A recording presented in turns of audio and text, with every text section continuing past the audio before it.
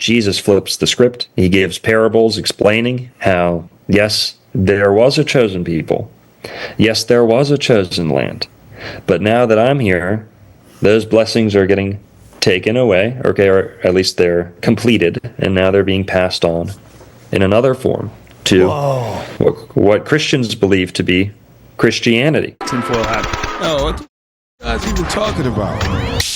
Global controls will have to be imposed, and a world governing body will be created to enforce them. Welcome to Tinfoil Hat. We go deep, homeboy. Aaron, open your mind. Drink from the fountain of knowledge. There's lizard people everywhere. That's some interdimensional shit. Wake up, Aaron. This is only the beginning. Dude, you just blew my mind. Are you ready to get your mind blown? Revolution will be podcasted. All right, guys, welcome to Tinfoil Hat live from the Wise Wolf Gold and Silver Studios. That's right, Wolfpack Gold. Just go to SamTripoli.gold. Use the promo code Tinfoil, and you too can get in on the Precious Metals game for as little as $50 a month, sent right to your house. Very excited to have our next guest on, returning champion. Every episode, we just learn so much, and it's just like I use stuff I learn from you all the time in arguments. I love it all. Very excited to have him back. Please welcome the powerful Dr. Narco Longo. How are you, buddy? I'm doing great, guys. Good to see you. Happy to be back. Now, you got in a fight with a good friend of mine. I couldn't believe I saw two people that I love going at it. You and the paranoid American. What are we doing here? You guys are both great people. Oh, man. I mean, that was a while back, and, what do you want me to say? I mean, I'm not really fond of him. Okay. So. We love him over here. I'm doing a comic book with him. Anyways, didn't mean to open up with that. That just popped in my head. Very excited to have you back. We love your episodes. It's great. One more time. Or can you please tell us again, for our listeners who may not be familiar with your last couple appearances, can you tell us a little bit about yourself and where our listeners can find you? Sure. I go by Dr. Longo on YouTube, and I run the Old World Florida channel. My real name's Connor, so it's not hidden or anything. It's just kind of a, YouTube username. But Old World Florida is all about the hidden history of Florida and Florida conspiracy theories. You name it. Everything from Epstein to like haunted locations and Atlantis, the Garden of Eden. Do you have a website? Do you have anything, or is it's YouTube, Old World Florida, anywhere else? Old World Florida on YouTube, Rumble, Instagram, Twitter, Old World FL, and no website for now. All right, respect. Love when you come on the show. I was really excited to see you blowing up with the Jake Shields interview. You broke down how the apartment building of what's his face? What's the billionaire that died that we had on the show? You remember with his black hooker? McAfee, yeah. John McAfee. Yeah, blew up his apartment. A lot of people think there was something crazy in there. And then the IDF came over and took over, and it's just like, man, how captured are we, dude? It's but they don't operate in America. Yeah, Mossad doesn't, but the IDF does. Like, absolutely insanity, dude. But I was really happy to see that. I'm sure you're just crushing it right now. Where do you want to begin, dude? Man, anywhere you guys want, but I think you said Columbus being Jewish sounds interesting, and I'm always down to tackle that topic. Let's get into that. I mean, it kind of starts with like timelines here, right? Like, I know the last time you were on here, you really broke down the timeline. I'm Sicilian, which means I'm part Moor. I talk a lot about the Moors being here. That was a great episode you broke down. That whole thing, like, how old do you think civilization is in Florida, do you think? Like, because we have this idea that it's super primitive in the 1800s, and then it started, or 1700s, but, based on timelines you told me, it's been active for a very long time. Totally. So yeah, forget Columbus. I mean, we can go back 10,000 No, I want to get into years. that. I just want to set the stage for no, it. yeah, exactly. Just going off what the mainstream archaeologists are writing about today. If anyone's ever partied in downtown Miami, they may have heard of Brickell. Downtown Brickell. Brickell's where most of the happening clubs are, and you know, so Brickell, that area, there's a famous archaeological site called the Miami Circle. Now, the Miami Circle, they say, is only 3,000 years old, but it's part of a complex that's right there in the heart of downtown Miami that today they're saying is over 8,000 years old. There was a city, if you will. It was Miami was on the map 8,000 years ago. Whoa! And many of the biggest cities in Europe they didn't even have huts on them back then. So that's what the mainstream archaeologists are working with today. Now, if we want to go a little farther back, in Florida, we have some of the oldest human burials ever found in the Western Hemisphere. So there's the bog bodies in Windover, the Windover site, which is near Titusville, Florida. They pulled up a couple dozen, maybe over 50 or so bodies that were so well preserved, they thought they found a serial killer's dumping ground because they still had brains, eyeballs, pieces of clothing. And then they started kind of, dissecting them, and they said, wow, these are prehistoric people. This is over 10,000 years old. Whoa, really? Yep. Then there's a place on the west coast of Florida, so now we're going to the other coast, where Ponce de Leon, the conquistador, went looking for the Fountain of Youth. Yep. He was killed not far from this warm water spring. So most of the springs in Florida are cold.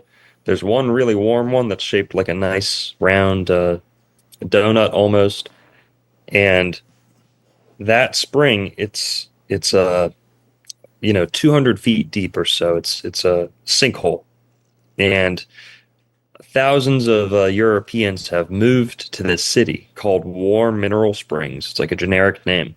They've moved there today because they think it's the Fountain of Youth. So if you go there today, there's hundreds and hundreds of Ukrainians, Russians, Poles. They've moved there because they really believe it's the Fountain of Youth.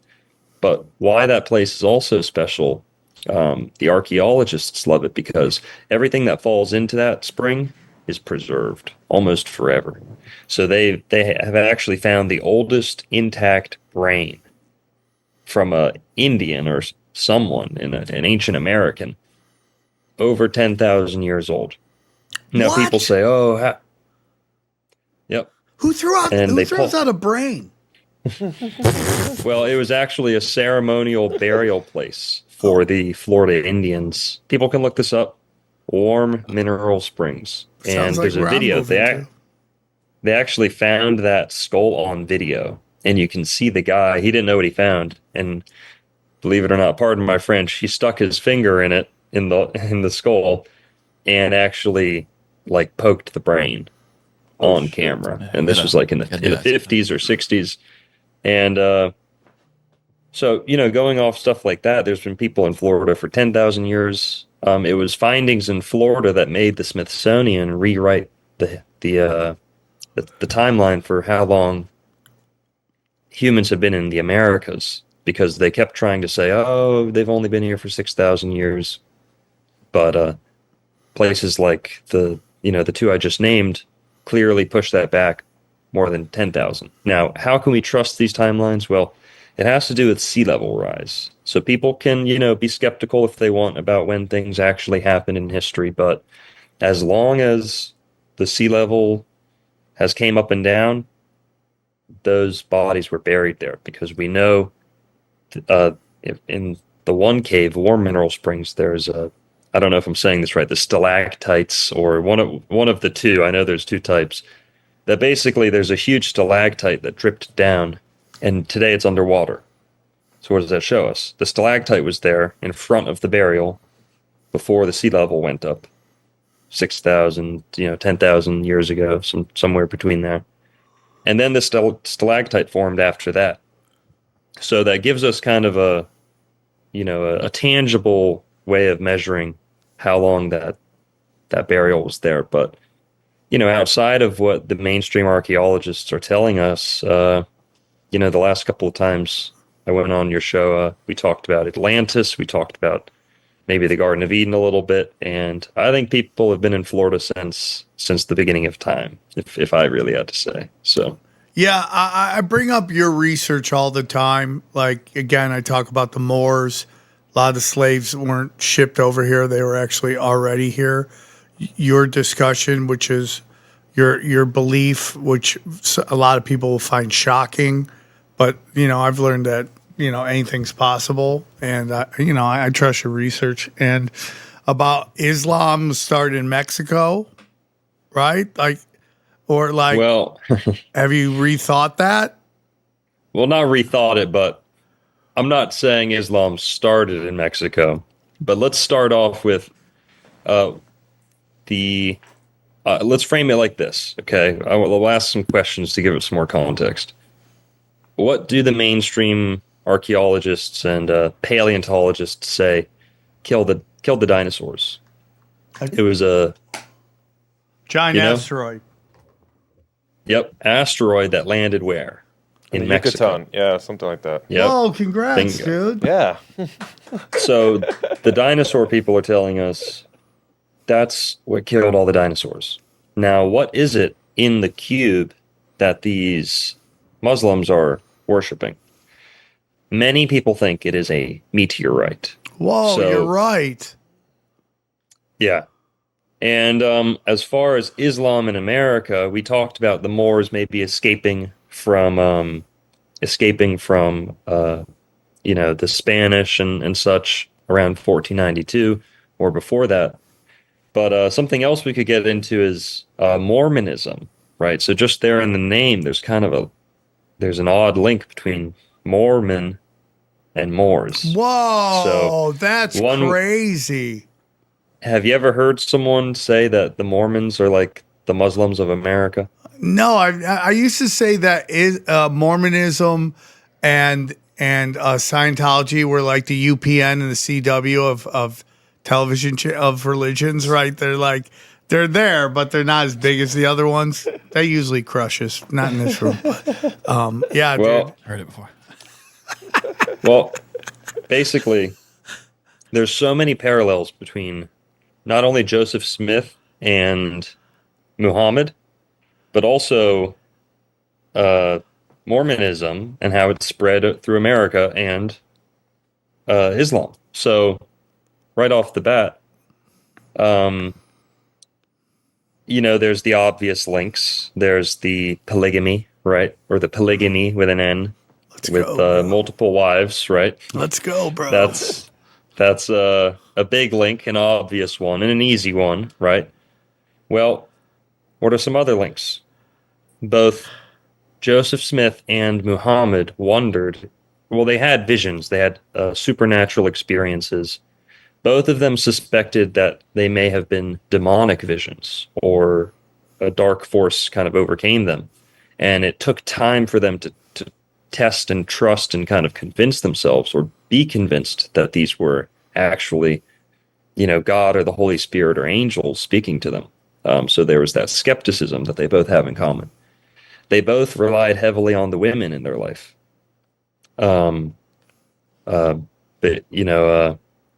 Muhammad had almost like a sugar mama who was a wife that was a lot older than him and wealthier than him, who, funded a lot of his endeavors.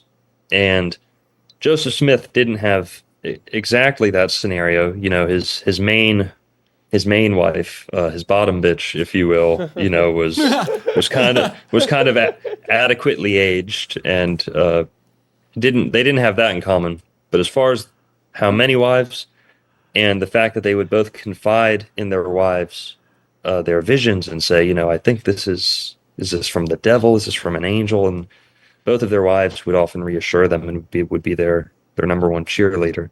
There's also the obvious fact that they're both kind of or they ended up as desert religions, right? And they're almost like warrior clans, warrior religions. People forget that the Mormons had wars with the citizens of America and even the American military at some points. And so what else? What else do they have? It's What else do interesting they have in because common? like it's very weird how Mormonism started, and they're like, we want to be by ourselves, so they went to Mexico, and America was like, yeah, we're going to take that territory too, and now you're back in America. Dude, I never even knew that. That's so crazy, dude. That kind of connection there, dude, between the Moors and the Muslims. That's nuts. Yeah, and there's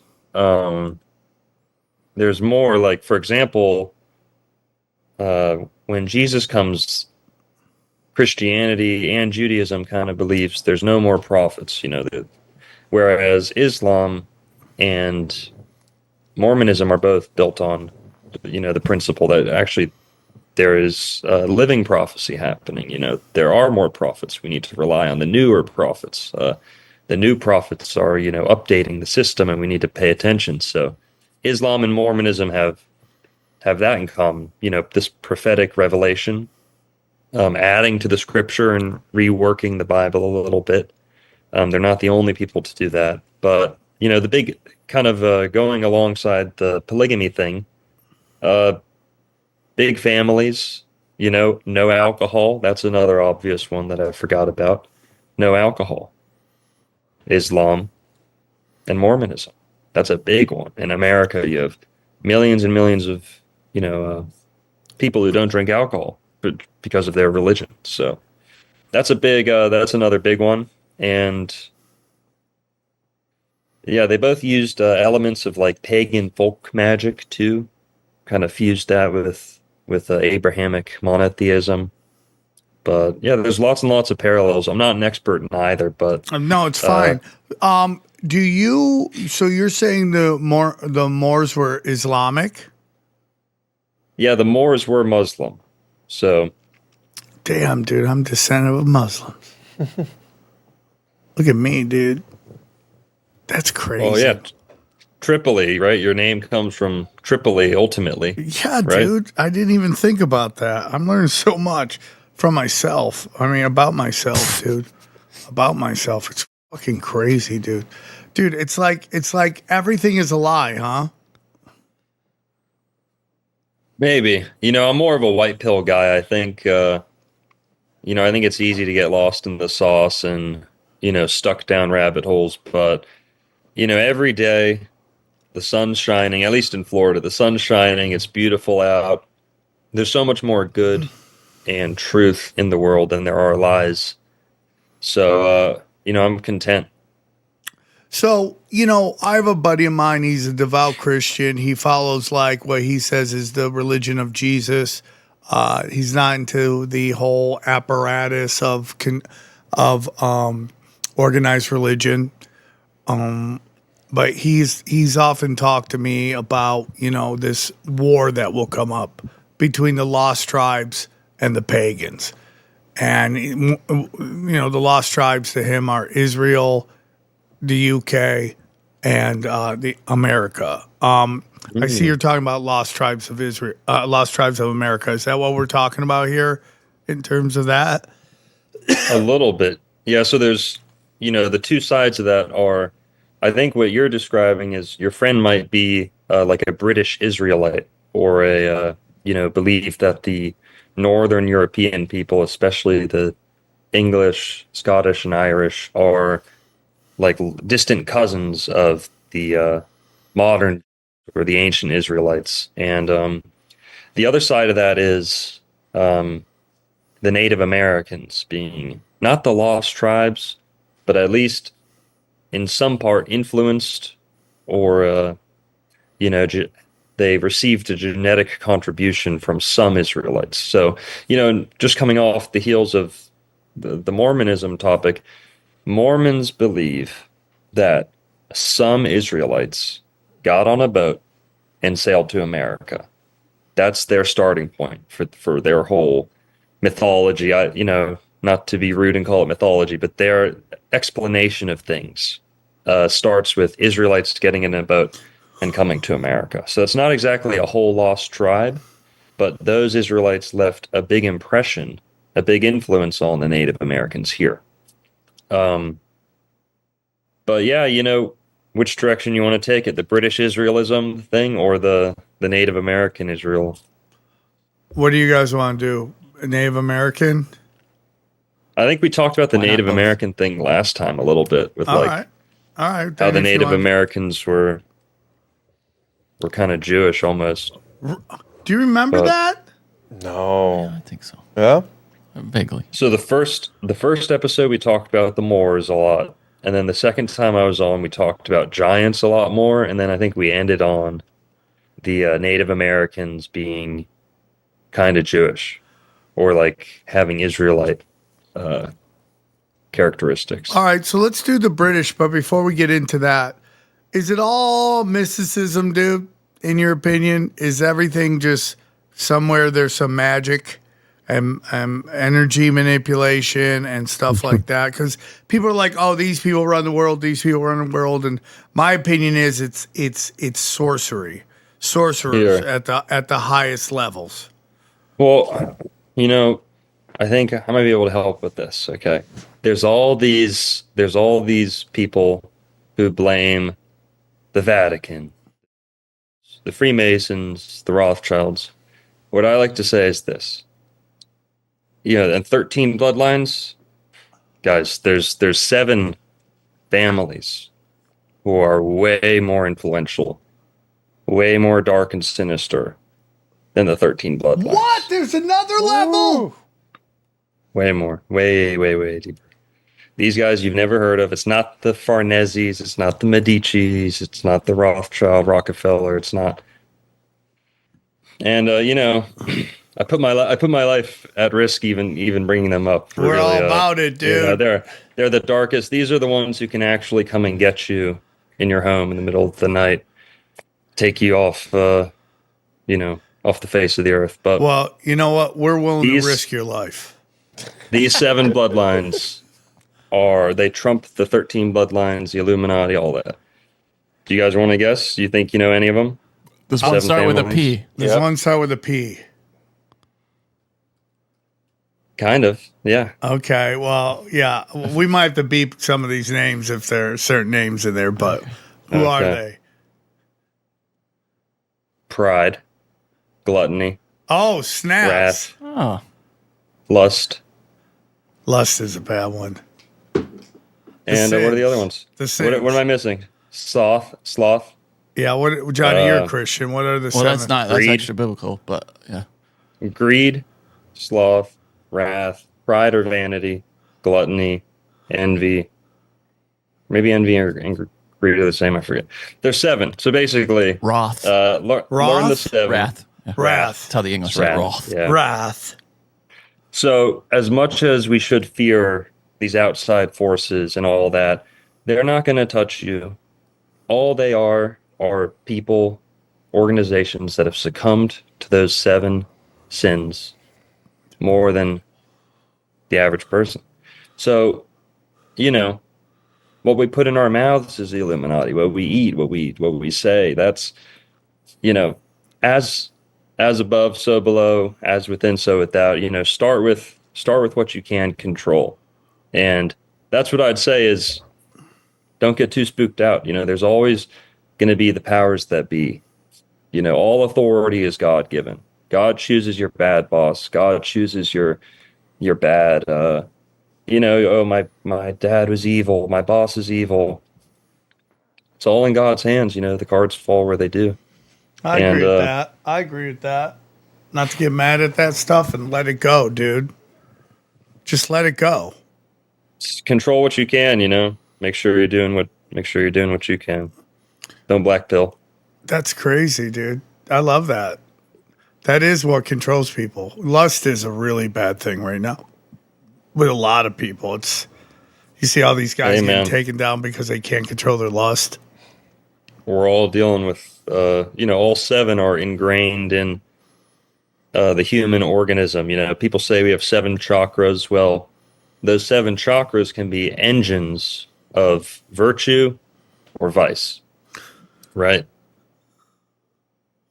I agree wholeheartedly, dude. I totally 100% agree. It's like, and it's so crazy because I have friends of mine that they're having problem with drinking and stuff like that. They're always calling me up, and it's just like, if you can control these things, gluttony and all that stuff, it's amazing how much lighter you walk. It's like these sins, they're not sins, Johnny. What are they called? The 7 deadly. Well, there's 7 deadly sins. Yeah, Vices. vices, sins or yeah. vices. But I just said they're not actually in the Bible. They're kind of a collection of ideas from the Bible rather than actually explicitly in the Bible. Yeah, if you can control those, you become very powerful. But they always bring so much instant gratification. Well, it's not as much controlling them as not letting them control it, because they're all things that can just take the wheel. You know what I mean?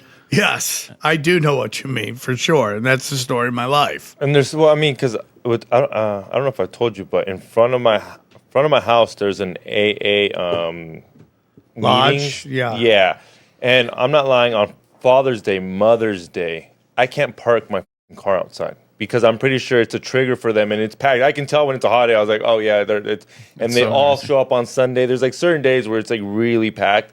And they're really nice people, and they're all just drinking coffee, smoking. Yeah. But it's just, like you said, it's in certain days where they can't control it or they need a little bit extra help on those days. And probably Father's Day is that their dad got sober and he's like cleaned up his life. They want to celebrate it with him. Yeah.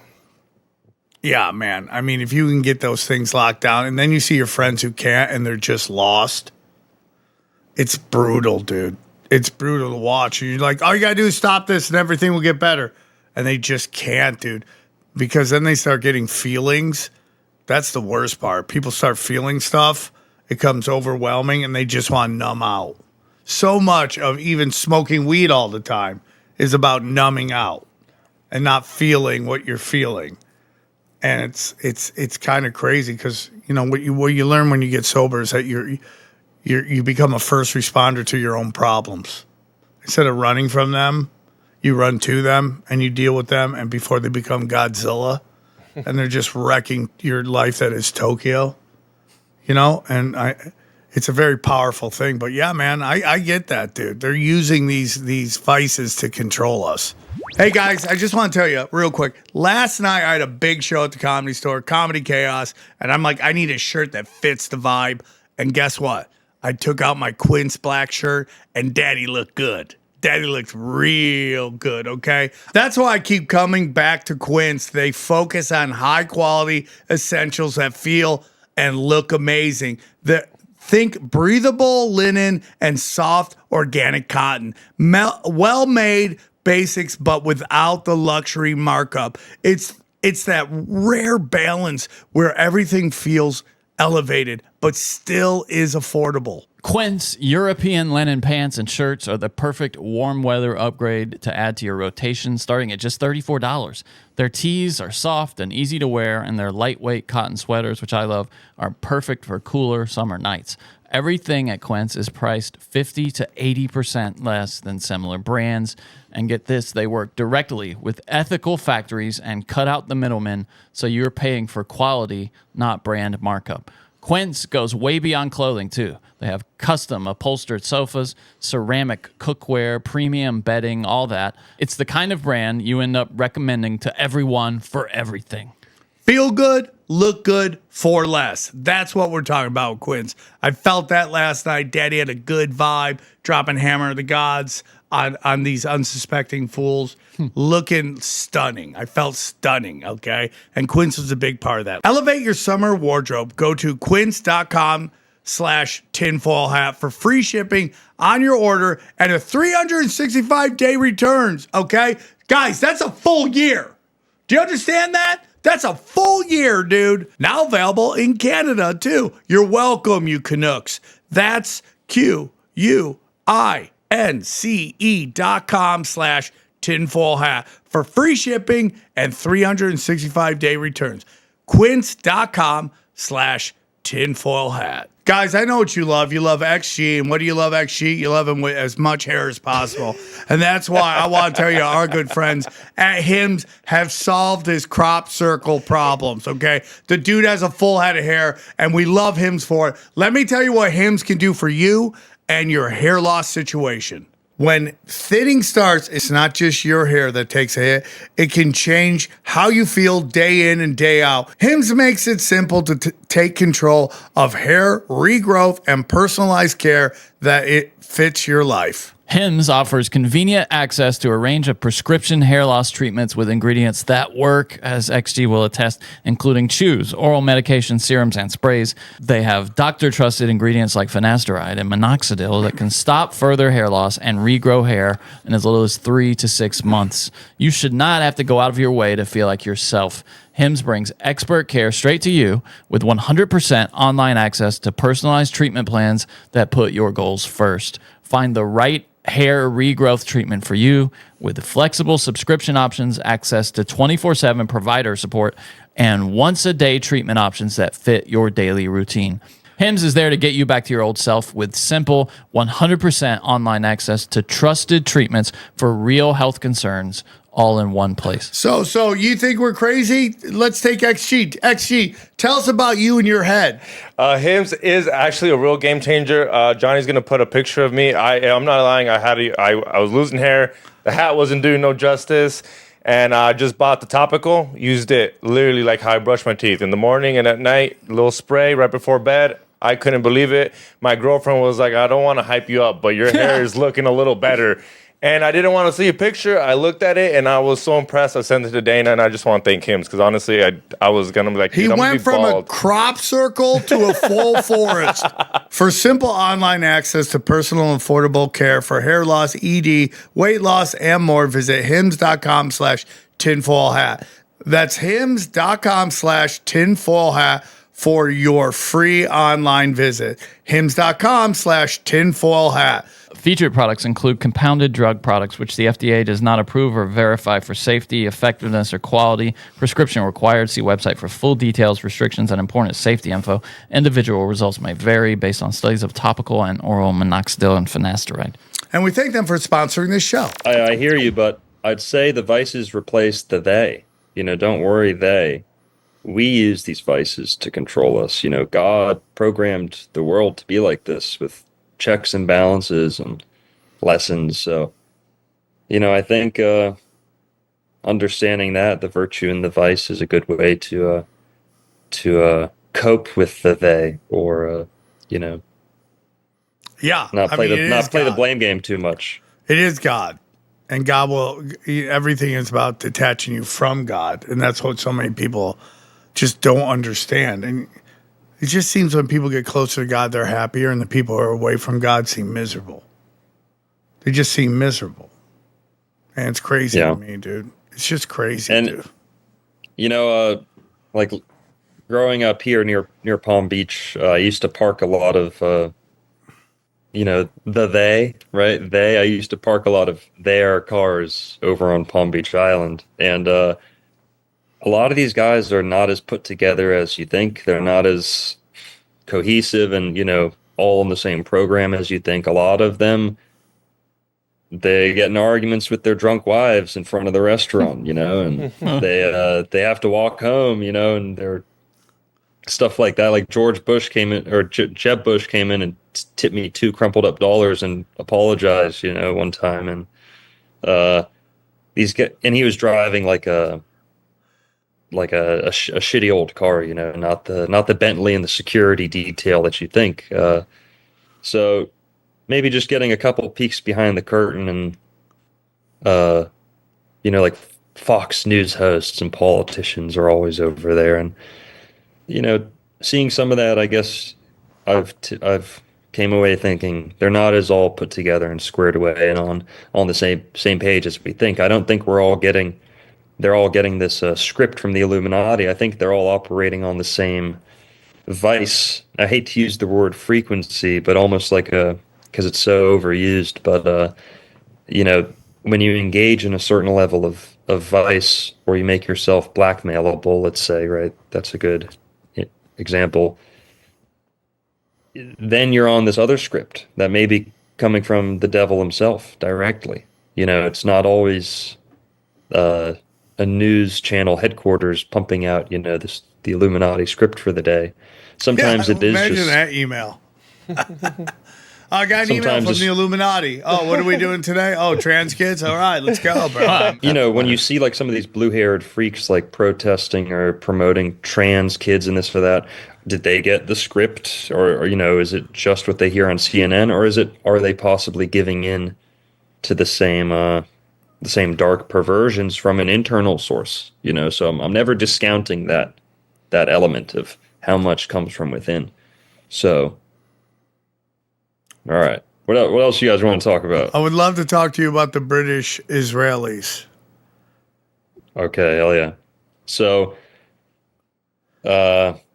you also kind of mentioned the pagans, and how there's a lot of like neo-pagans today who reject Christianity because they think it's like a Jewish creation, or like a Jewish Frankenstein. Yes, like, I hear that all the time. It's a Middle Eastern god that they created to destroy Europe, and now Christianity pacified the white man, and that's a bunch of bullshit. Basically, the British Israelism angle is a crucial component to understanding the Bible, Europe, America's role in the future. How did Israel get, how did the Jewish people get Israel today? It was the British who helped them do it. Israel didn't go didn't go knocking on the door and take that country over. The British took over the Holy Land for them and handed it to them on a silver platter. And British Israelism played a large role in that. So what is British Israelism?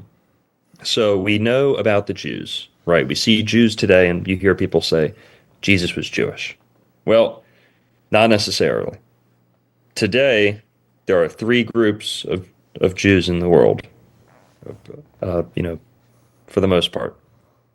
There's Ashkenazi, who form as an they emerge as a distinct ethnic group only about 1,000 years ago. Okay. In Eastern Europe, Central Europe. So you can't compare Jesus to that at all. It's 1,000 years later. They had a significant genetic bottleneck. If you ever have heard about this, apparently all Ashkenazi Jews descend from a very, very small genetic pool, a couple families who were like the last survivors in one area. And not to be rude or anything, but you'll hear about Ashkenazi, genetic conditions that they have, like certain illnesses that they inherit. And genetic diseases. Yep. So a lot of that had to do with inbreeding and how tight their gene pool was. So you can't compare Jesus to that at all. Not even close. So far removed geographically, temporally from. Where did they come out of, do you think? Well, they may have originated in Israel, but by the time they end up in Europe, they've mixed with a ton of Slavic people. So Jesus did not mix with any Slavs. So that, again, puts him at odds, in a different class as Ashkenazi Jews. But moving on, there's the Sephardic Jews. That's the other big, ethnic group, the ethnic division of Jews. And the Sephardic Jews come out of Iberia. Okay, they're a little bit older than the Ashkenazi, but again, as a distinct ethnic group, they emerge hundreds of years after Jesus. And by the time, where they really get their identity is from Islam. So Islam took over the Iberian Peninsula. Remember, we talked about Moors a bunch. Well, the Moors are the Muslims in Spain and North Africa, Morocco. Well, the Muslims in North Africa crossed over into Spain in 711. That's an easy one to remember, 711. The Muslims invaded Europe. They took it over very quick, most of Spain, Portugal, and all the Jews who lived in those areas, they slowly mixed in with the Arabs, Muslims. Many of them converted to Islam, converted back to Judaism, and Sephardic Jews are largely defined by that, association and merging and mixing with Muslims. So Islam starts, 600 years after Jesus. Jesus cannot be compared to Sephardic Jews at all whatsoever. So Ashkenazi, Sephardic, Jesus was neither, and it's really an anachronism to compare Jesus to modern Jews today. What's the third group?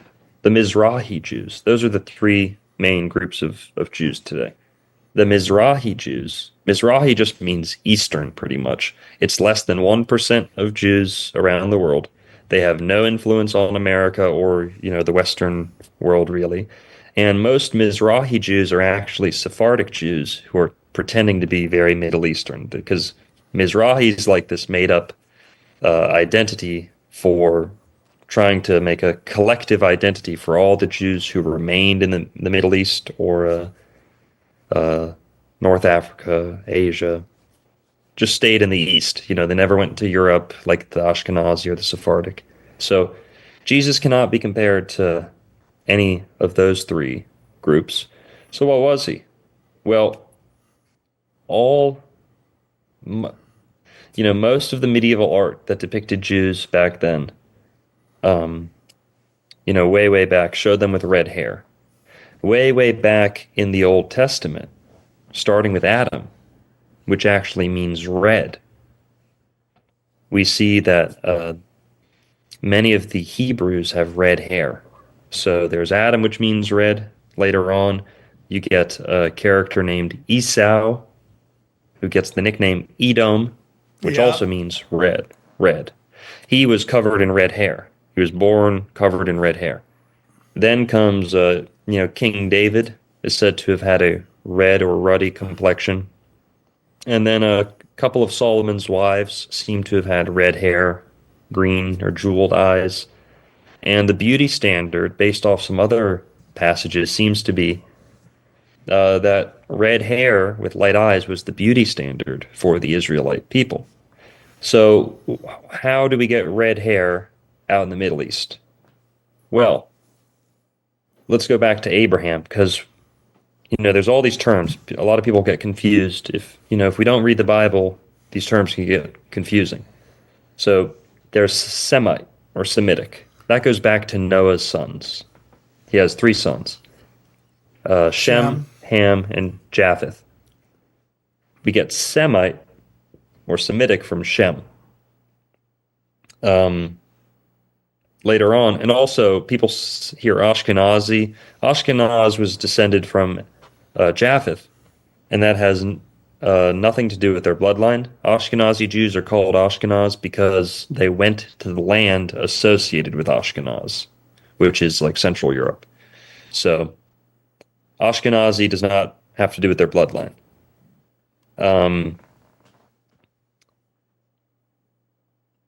Who are Man, what Ham's was I talking kids? about?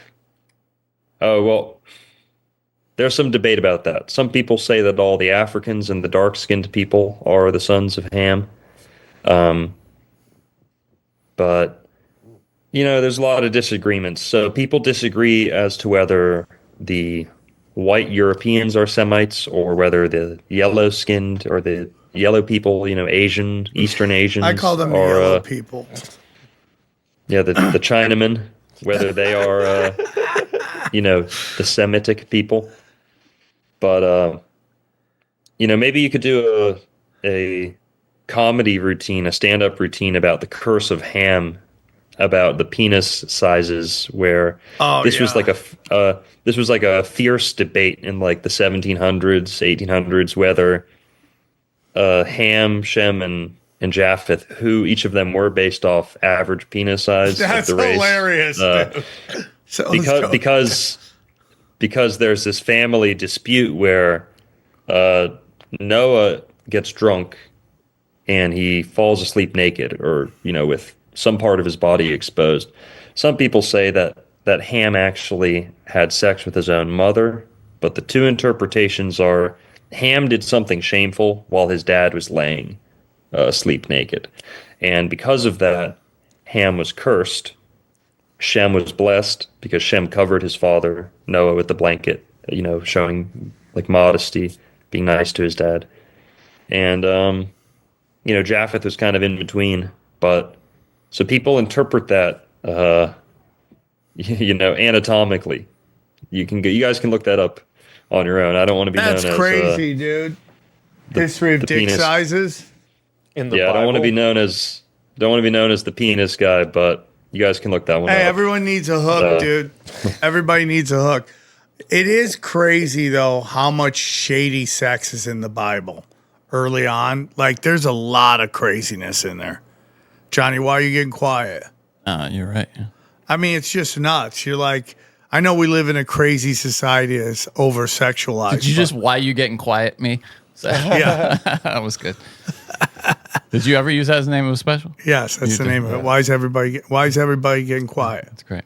But it is interesting, like when God destroys Sodom and Gomorrah, like the one guy leaves with his daughters, and then some weird shit happens there, which is super gross, and it's just like it's just weird how we kind of have this thing where we gotta be Puritans now, but like all the OGs are getting weird, dude.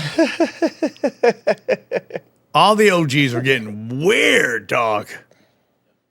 Yeah. Well, the how this winds back to British Israelism is there's Semite from Shem, and so we hear anti-Semitic, Semite, this or that today. Not many people know where it comes from. So Shem had lots and lots of descendants. Very few of them ended up Jewish. So to say anti-Semitic is sometimes misleading, not really accurate. But after Shem, skipping a couple generations, we get to Abraham. That's where we get the word Hebrew. So after Abraham, those are the Hebrews. Once we get to Jacob, a couple generations farther down, Jacob's sons are the Israelites, the 12 tribes of Israel. 13, 14 sometimes, but 12 usually. That's Israelite. So there's Semite, way, way back, Hebrew, then they became the Israelites, and within the Israelites there's 12 tribes. One of those tribes is the Judahites, the tribe of Judah. Jesus did descend from the tribe of Judah. That does not make him Jewish. Yes, I've heard this. Yes. Because he was by blood a Judahite. Now, Jewish does not mean by blood descended from the tribe of Judah. We'll get to that. So, Semite, Hebrew, Israelite, then the 12 tribes, right? Judah's one of them. Later, we go from bloodline to geography. Because remember, there's a chosen people, a chosen bloodline, chosen family. There are 12 chosen families. Then the parameters change. God's mission changes, and now it becomes a holy land. You got to get to the sacred place. If you're in the sacred place, you're more or less saved. Those were kind of the parameters for salvation. Because the chosen bloodline thing wasn't very inclusive. Not that I care about inclusivity, but then the promised land, the chosen place, becomes a little bit more inclusive because anyone can make it there and adopt the way of life. But then by the time Jesus comes, the parameters change again. Those two earlier missions serve their purpose. Jesus flips the script. He gives parables explaining how, yes, there was a chosen people. Yes, there was a chosen land. But now that I'm here, those blessings are getting taken away, okay, or at least they're completed, and now they're being passed on in another form to what Christians believe to be Christianity. And this brings us back to the lost tribes, because who embraced Christianity? It wasn't just the tribe of Judah. It was all the other tribes who the Bible loses track of.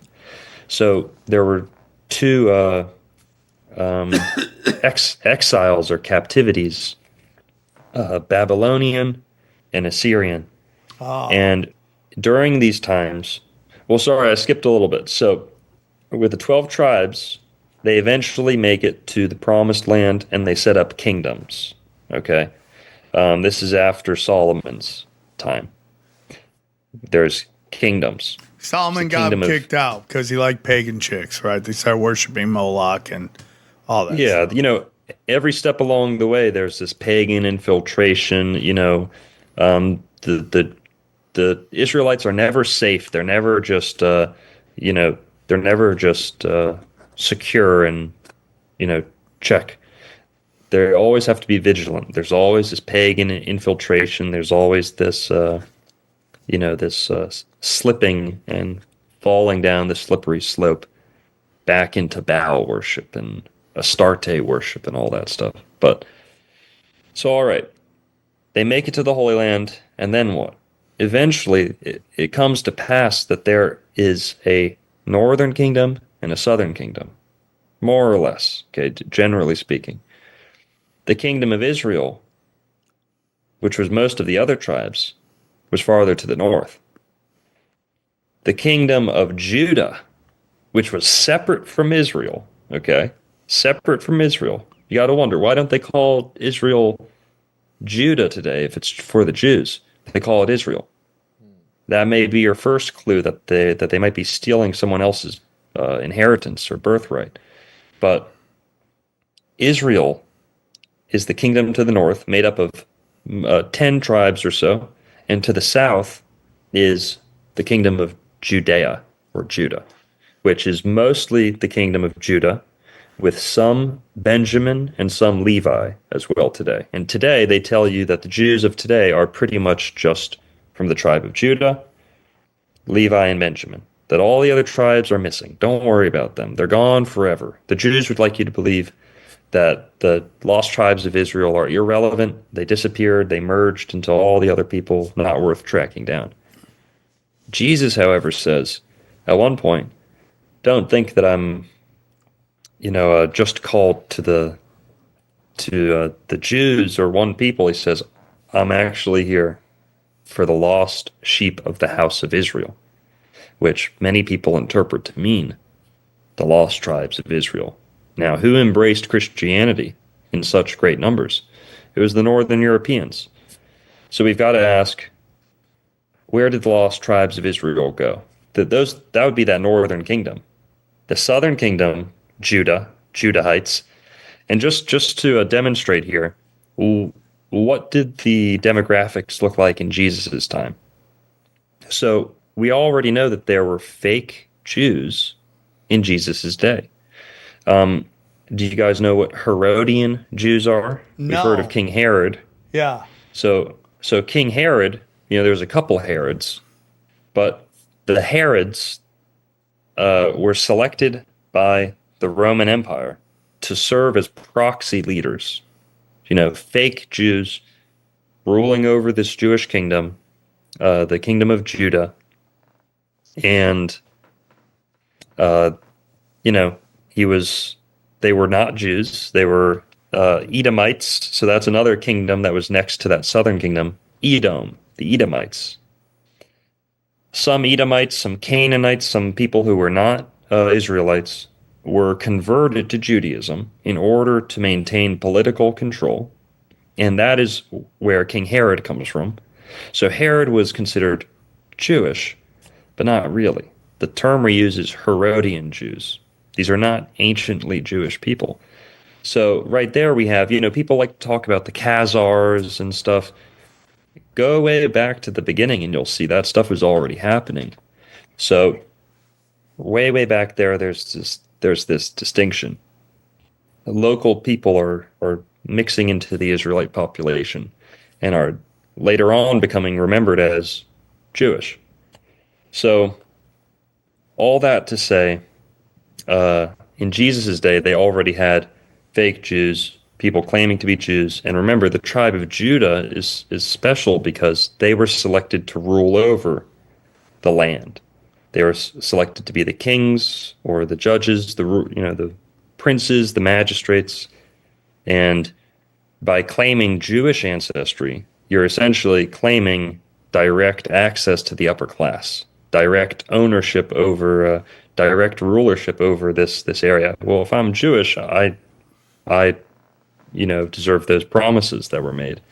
So you don't ever hear people claiming, "Oh yeah, I'm a Danite.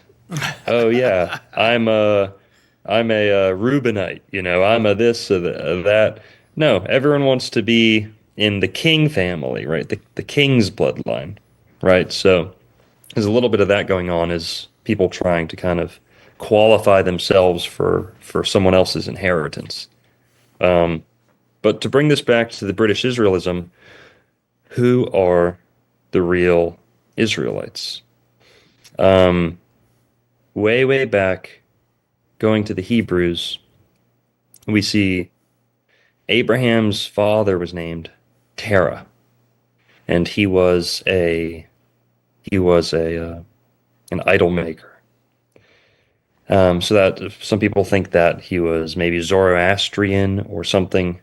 Some other people think he may have been Hindu or something close to that, because remember, the Hindu culture spread very far west at some points, and the Semites traveled very far east at certain times. So in places like Pakistan, maybe they could have come into contact, in Babylon, so on.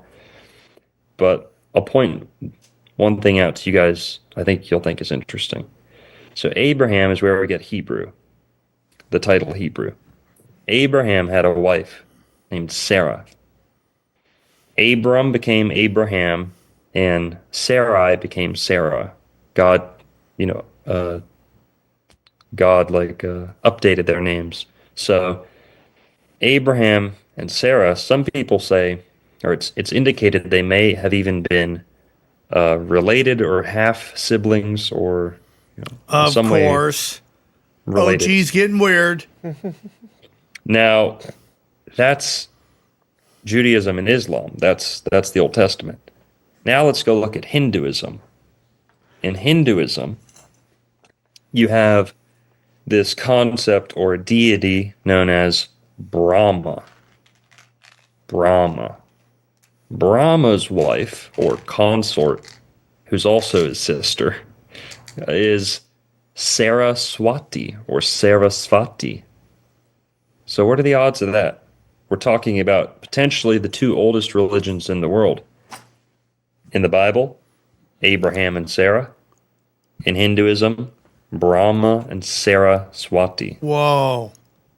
What are the odds of that? There's many other links between Hinduism and Judaism. But what I'm getting at here is, if you've ever heard of the Indo-Europeans or the Aryans, Yeah. I believe that the biblical story of Abraham is the biblical telling of the Aryan people. So Abra means to open or begin, the beginning, like April, right? It's the first month if we're using the zodiac. Aries, the first sign. Aries is the ram. Hebrews, they're known for that ram's horn, right? Aries, April, Abra, opening. Over in Hinduism, they have a caste, the Brahmin caste, they call the Aryans. And, in Buddhism, Aryan's a significant term as well. So basically, I believe Abraham represents the movements of the Aryan people throughout Central Asia and then making their way to the Middle East. And that's why we see this like fork in the road where Hinduism and Judaism are on the same page when we go back to Abraham and Saraswati. After that, they kind of diverge into two different groups. Hey, guys, real quick, man. Listen, there is a nicotine battle out there, a war for supremacy, and one nicotine company is coming out on top, and that's our good friends at Lucy with their amazing breakers. Let me tell you about the breakers from Lucy. Lucy breakers deliver long-lasting flavor for a seriously satisfying pouch. All right, I love it. I do Lucy pouches, gum, I love their breakers. It's just a literal party. I love it. I can't stop. I love nicotine and I love Lucy. It is my go-to brand for nicotine. Listen, Lucy pouches go up to 12 milligram strength and have a unique shape that feels great. Lucy breakers are nicotine pouches with Breakers. extra. There Oh, they are. oh yeah, Breaker. look at Right that, there. dude. Look at that breaker, dude. Johnny loves those breakers, dude. Lucy breakers are nicotine pouches with an extra surprise. Each pouch holds a hydrating capsule that you crack with your teeth for instant bursts of long-lasting flavor. Every other pouch is the same. Lucy breakers are the only ones doing it differently to give you long-lasting flavors in pouches. Okay, thank you, Lucy. You are fire, dude. So listen, Lucy is the only pouch that delivers long-lasting, on-demand flavor. Okay, get 20% off your first order when you buy online at lucy.co/tinfoil hat with the promo code tinfoil hat. And if you don't want to wait, check out their store locator to find Lucy near you and grab it today. Now here's it. I gotta do the fine print. Lucy products are for adults of a legal age, and every customer is age verified. Warning, this product contains nicotine. Nicotine is an addictive chemical, and I love it. Thank you for sponsoring the show. Guys, listen, life is as busy as possible. It's so hard to go to work, come home, prepare a proper meal. Well, guess what? Our good friends at Home Chef have fixed that problem for you. Like 100%. They're the best meal kit company on planet Earth. Let me tell you about Home Chef. I'm not organized enough to be a meal prep person, but with Home Chef, my meals are on point every time. The meals are widely impressive and so easy to make. I count on Home Chef weekly delivery to stock my fridge and take care of my meal planning. I'm not only saving time, but I also reduce dishes and cleanup. Home Chef makes cooking simple. Fresh food delivered, easy recipes to follow, and meals that actually taste great. No long shopping lists, no complicated prep, and best of all, easy cleanup. I love easy cleanup. Yeah, I love easy cleanup. My number one priority. It's perfect for busy lunches, whether you need a 30-minute meal, an oven-ready tray, or even a quick microwave lunch. Home Chef has you covered, and people really love it. Home Chef is rated #1 by users of other meal kits for quality, convenience, value, taste, and recipe ease.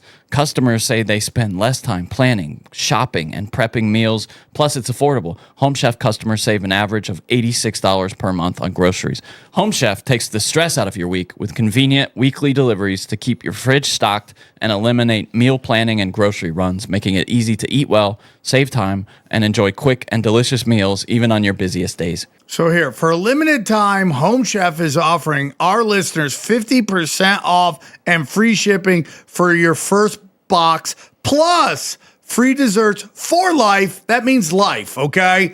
Go to homechef.com/tinfoil. That's homechef.com/tinfoil for 50% off your first box and free dessert for life. That's homechef.com/tinfoil. Must be an active subscriber to receive free desserts. And we thank them for sponsoring the show. I mean, if you look at so many old synagogues have the Hindu symbol for peace, which became the swastika. So there's a whole bunch of belief that Hinduism influenced Judaism, which is what you're saying, and Christianity as well. Oh, totally. The word Shiva is pretty prominent in both religions. Shiva is a deity in Hinduism. It's a concept and a number in Judaism. Shiva is like the god of destruction. Some may say death, but more so creation and destruction. In Judaism, Shiva is the number 7. And it's when someone dies, you celebrate or mourn for 7 days. That's called Shiva too. So similar concepts. Jesus was often debating with these people known as the Sadducees. Well, in Hinduism, they have what we call the Sadhus. It's a whole, it's an occupation or a priest class where they're like wandering hobo monks. And so there's all these little terms that link the two religions, but But yeah, I and, find Judaism. crazy. Is that- It's super interesting, dude. And by the way, Hobo Monk is a great name for a band. So here's, if maybe just speed it up a little bit. I believe the Israelites, the Hebrews, are Northern European people. They're Celts or Vikings or something like that, who made it very, very far into Central Asia. They were the Aryans. We remember them as the Aryans, these European people who spread around Asia, bringing a new way of life, bringing agriculture, having the horse with them. That's what they're known for. Milk, you need domesticated animals to have milk and cheese and all that. And these are the same things that people known as the Hebrews or the Hyksos sometimes are credited with bringing to Egypt and the Holy Land, Canaan, Palestine. So the story seems to match up. And yeah, Sarah, Abram. That is so crazy, right? Like everyone's talking the same thing, just in their own way and not getting along. And I was watching the great Jay Dyer has had a debate with two Freemasons on that Albert Pike believed that all the religions were saying the same thing. And I asked Jay why is that a bad thing, and he gave me an explanation. It was a pretty good explanation. But do you think that's a problem, that so many of these religions are just saying the same thing? Maybe we can lump all the other ones together, but I do think it's a problem to look at it that way. I see Christianity as shoulders, neck, and head above the rest. Like, Jesus is the absolute truth. You'll hear a lot of people say, "Oh, all paths are valid. All paths to the truth or God are valid." I don't think so. Working at a bookstore like this, having access to as much Hindu, Muslim, Buddhist literature as I want, I'm taking Christianity every day of the week. The worst, to give me the worst and the best of Christianity, I'll take it over everything else they have over there in the East. Maybe that's like some bias or arrogance or hubris or whatever, but Jesus gave something to humanity that none of those other religions ever came close to. Christianity, you can call it a religion if you want, but the teachings of Jesus come with no strings attached. All those other paths to the divine come with strings attached. They're going to want something from you. You're going to have to make some sacrifice or some ridiculous, compulsive behavior that these deities demand from you, or some way of life that's just abhorrent and, totally condemnable. But I'd say, as a vegetarian, what Jesus did for animals is unparalleled in any other religion. The temple at Jerusalem, you guys know about Zionism. We got to rebuild the temple, got to destroy the mosque, rebuild the temple, kick off the apocalypse. Well, what the temple's really for is to restart the blood sacrifice operation. Yes. That it's all for, you hear about the red heifers, but the red heifers are just to kick off those are just like the opening ceremony to kick off the normal proceedings. The normal proceedings are day after day, hundreds of thousands of goats, lambs, you name it, slaughtered, doves, because their interpretation of the Bible without Jesus means we need to restart the sacrificial system and only blood can pay for sin. That's their interpretation. And it's a scam. Crazy. So that's what the temple's all for. And that is the blood sacrifice plague that's been on humanity ever since the flood, or ever since Noah got off the boat. Jesus ended animal sacrifice. I agree. Not completely, but he freed man from the obsession, from the compulsion. Now, if you follow Jesus and listen to Jesus, you will be cleansed of that disgusting habit, that dark legacy that all groups of, all cultures in the world engaged in it at some point. Animal sacrifice, or worse, human sacrifice sometimes. So the notion that Mother Nature needs blood from us or needs some offering is false, and Jesus rejects it. The notion that God, even the God of the Bible, demands blood as atonement is rejected, and it's That is transcended it, right? by Jesus' life. That is a big part of why Christianity is so special, because it did stop sacrifice, right? Like all the other ones wanted sacrifice, and Christianity said no to sacrifice. Yep. And, you got the Talmud, you got the Zohar. There's a lot of like really crazy shit in there. And in the Zohar, there's a lot of anti-Christianity stuff going on in there. A lot of anti-Christianity. Well, I don't know about the Zohar. Definitely the Talmud. The Zohar is not too anti-Christian. I heard that. Okay. Well, I've watched a couple videos on it, and they've been telling me that there is some stuff in there, but I know you read a lot of books, so I'll take your word for it. Yeah, the Talmud definitely anti-Christian. Zohar may be opposed to Christian, like theologically, but it's definitely doesn't attack Christianity. Respect. Like the Talmud does attack Christianity and Jesus. And I just feel that like there's just a group of people out there that look at everybody else as cattle. And just if I could build on that earlier question, Jesus is the truth behind all other religions. So, and the sacrifice thing, people don't know. Muslims sacrifice lambs. It's like their version of Passover. They sacrifice lambs once a year. Buddhists, not all Buddhists, okay, I'll be fair, but Shinto Buddhism is one of the bloodiest religions in the world. Shinto Buddhism, blood sacrifice plays a large role right up until this day. There's certain animals, endangered animals, that they're allowed to slaughter and sacrifice because they're Shinto Buddhists. So they're allowed. Then you look at Hinduism.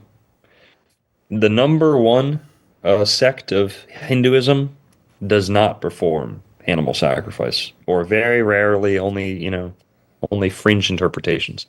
The second largest group of Hinduism, they do perform animal sacrifices, a lot of them. And to this day, I believe Hinduism performs more animal sacrifices than in any other religion yearly. And people don't know this at all. They think Hinduism is just like some wonderful, you just meditate and there's butterflies and it's perfect. Nope. You don't want to be locked down in the demonic filth going on in some of that religion. And I say that with as much love and respect as I can. I think they have a lot to offer, but with a lot of strings attached. So, same with, what else? Judaism sacrifices animals to this very day. In New York, they swing the chickens, they slit their throats and have the blood. Dude. It's abhorrent. It's kosher. It's kosher. It's disgusting. I mean, that's how is that different than Satanism? If you showed it to an alien who doesn't speak any languages or doesn't know anything, how could you explain the difference between that and Satanism? In fact, in The Devil's Advocate, you guys ever seen that movie with Keanu Reeves? Oh, yeah. Johnny loves it. I do. It explains kind of how, like we were saying earlier, who's really in control. It's the 7 sins and vices aren't really in control. That's the real organization behind the scenes. If you fall into the same sins, you become allied with people you may have never even met, and you operate on the same ideals and missions. In that movie, Keanu Reeves is a lawyer from Florida. And in that movie, Florida represents innocence and New York represents corruption. And, so I like that angle too. but he's a Florida lawyer, good old Southern boy, who goes up, takes a high-paying job in New York, and is come to find out at the end of the movie, his boss is the devil. So, devil's advocate. His job is to be a lawyer to get the most evil people imaginable off of Court cases. Escape. Yep, get them out of punishment. So, what you find out is one of his court cases is someone who's like Donald Trump, is like the richest guy in America. And, I love Donald Trump. I'm a Trump tard for life. But, basically, this guy's like supposed to be a Donald Trump level guy, blonde, penthouse. I think they even filmed the scene in Donald Trump's real apartment or whatever. And then he goes from defending that guy, the richest guy in New York, to defending a voodoo priest who's penniless in the what would you call it? We don't have them here in Florida. The basement of some building where he's sacrificing goats, and the police arrest him for sacrificing animals. And then the argument in court is, well, this is religious freedom, and he gets off. And they actually reference a real court case here in Florida. That was a voodoo church, not a Christian church, a voodoo congregation who was sacrificing animals here in Florida. They got arrested, went on trial, and then their argument was, well, the Jews do the same thing. And the judge said, all right, they're free. They are doing nothing wrong. So animal sacrifice needs to be condemned. Forget meat eating or flesh eating. That's a whole other thing.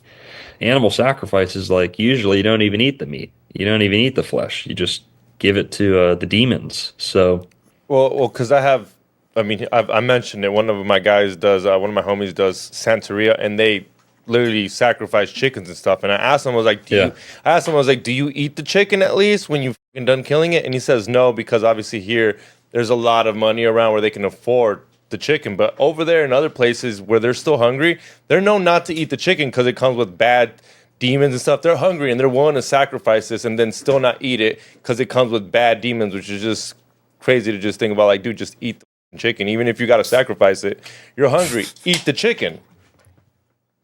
Well, yeah, it brings up a good. If it's sacrifice, is it demonic?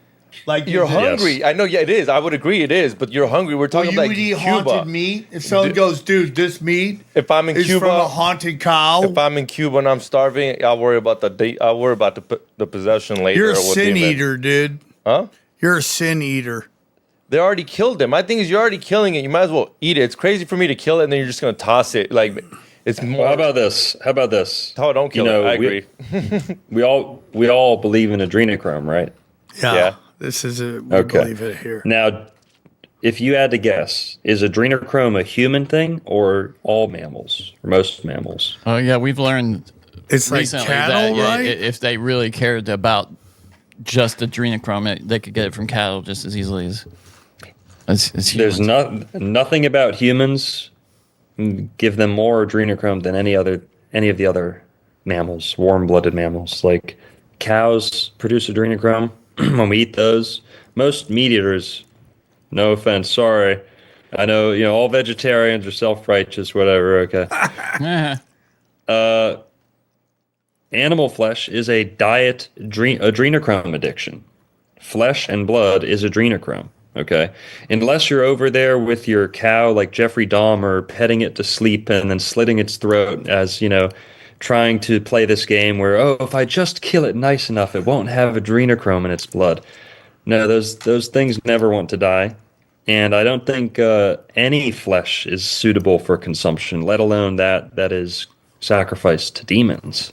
So to me, it's all demonic. And the Bible, according to the Bible, mankind was created vegetarian. The ideal in the Bible is vegetarianism. Adam and Eve were vegetarian. Both Cain and Abel were vegetarian. In fact, pretty much everyone in the Bible was vegetarian until Noah got off the ark, became the first drunk and the first meat eater, Noah. So, isn't there a line where God gave somebody the animals so they could eat them?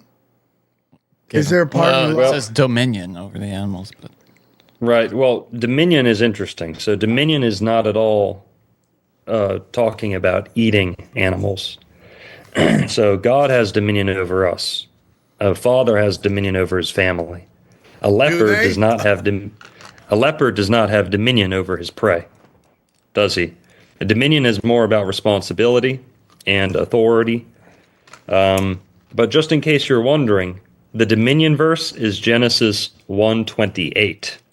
In case there's any confusion, Genesis 1:29, the immediate next verse is, "Let fruit and herb bearing seed be thy food." Vegetarian diet in the next verse. Yeah, So because I was about to say even Jesus made the fish and the loaves, but that's in another. But fish aren't Well, that's- animals. I'm not trying to push Well, back. here. I'm asking honest questions. Good one, actually. no, that's a good question. So there's no flesh eating in the Bible until after the flood. It may have happened somewhere in the world, but it's not part of Adam's family. People say, "Oh, well, didn't Abel sacrifice lambs or some of his flock?" That's not true either. There's no sacrifice. There's no altar. There's no bloodshed. There's no knife. Offering has a couple meanings in the Bible. If you make a fruit offering, did you stomp on the fruit and kill it? Not really. But later on, Noah makes the first explicit animal sacrifice. God didn't tell him to do it. He just did it. If we want to look at the book of Enoch, if we want to look at some of these other books, they clear as day tell us, oh yeah, the Nephilim, the fallen angels, came down and taught man. They taught man how to sacrifice animals, and they taught the women how to wear makeup. I'm not even kidding. That's what Enoch and Which is worse to you? I don't know. Let me ask you one question. Yeah. And again, I'm not trying to go at you. This is an honest question. No, let's do it. Go at me. Why do it. animals eat animals? That's a good answer. So again, just relying on the Bible for my explanation, we can see it was sin. Man's sin brought death into the world. That is the biblical position. All of the early Christian church fathers agreed. Man was created vegetarian in a perfect vegetarian utopia where even all the animals were vegetarian. Now that may be hard to imagine, but there may not have even been death in God's original creation. Yeah. Now this may seem like a hippie pipe dream, except for the fact that Jesus' vision of the future mirrors this exact same thing. Jesus is quoting at least two of the prophets who came before him when he gives this vision of the future. He's quoting, man, I forget. It's either Jeremiah, probably Isaiah, I think. Isaiah, Jeremiah, or Hosea, one of those. Jesus says, or he quotes, and you guys will know the line, when the wolf will lay with the lamb and the lion will eat straw. That's when you know Jesus' mission is more or less complete, when the kingdom of heaven is here, when the bloodthirst is done, when there's no more bloodthirst. Even the lion will be content to eat vegetables. The wolf can lay down with the lamb and be best friends. We get a glimpse of this stuff when we have a cat and a rabbit, as pets at the same time, with human as with man as their role model. Almost any animal can get along. And that's Jesus' vision for the future. And it's not a soy boy thing. It's not a Bill Gates fake meat, any of this bullshit. Okay. Plato was a vegetarian. Socrates was a vegetarian. Pythagoras, all the great Greek philosophers, all the greatest geniuses, Da Vinci, Tesla, Einstein. Einstein's, I don't really like him, but all right, Yeah, he was me vegetarian. But you name it, all the world's greatest geniuses realized this. I'm not saying I'm one of them. I'm trying to be like them. Okay. What about And- Jewish dietary law has a lot of references to preparing meat. And Right. So, would you again, say let's Jesus ask- Jesus is the new covenant and replace that. Is that what you would say? Yeah, and let's ask ourselves, in Exodus when they're putting out all these instructions for eating flesh. Right. Is that part of God's original design and perfect world? No. That is after generations and generations of sin where God has made accommodations for a wicked and sinful people. Remember, going back to Noah, when Noah gets off the ark, he makes the first animal sacrifice. God didn't ask for it. And actually, if we're really paying attention to our Bible, God punishes him for it. And it's like taking out a loan that you can't pay back.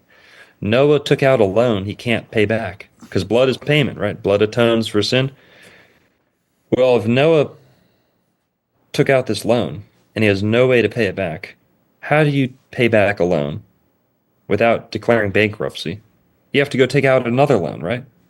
And then you take out another, and the interest gets higher and higher and higher. So when Noah starts off with one animal or a couple, is it a good thing or a bad thing by the time we get to Jesus that the Jews are pumping out animal sacrifices, hundreds of thousands a day at the temple? The temple in Jesus' day sometimes had blood pouring down the steps, dozens and dozens of steps, blood seeping through the cracks. The temple in Jerusalem actually had gutters that a man could stand in, 6-foot-tall man could stand in, for the blood. Blood gutters in the temple of Jerusalem. What is sacrifice for? To appease the gods is what many people say. To atone for sin is how Abrahamic people like to frame it.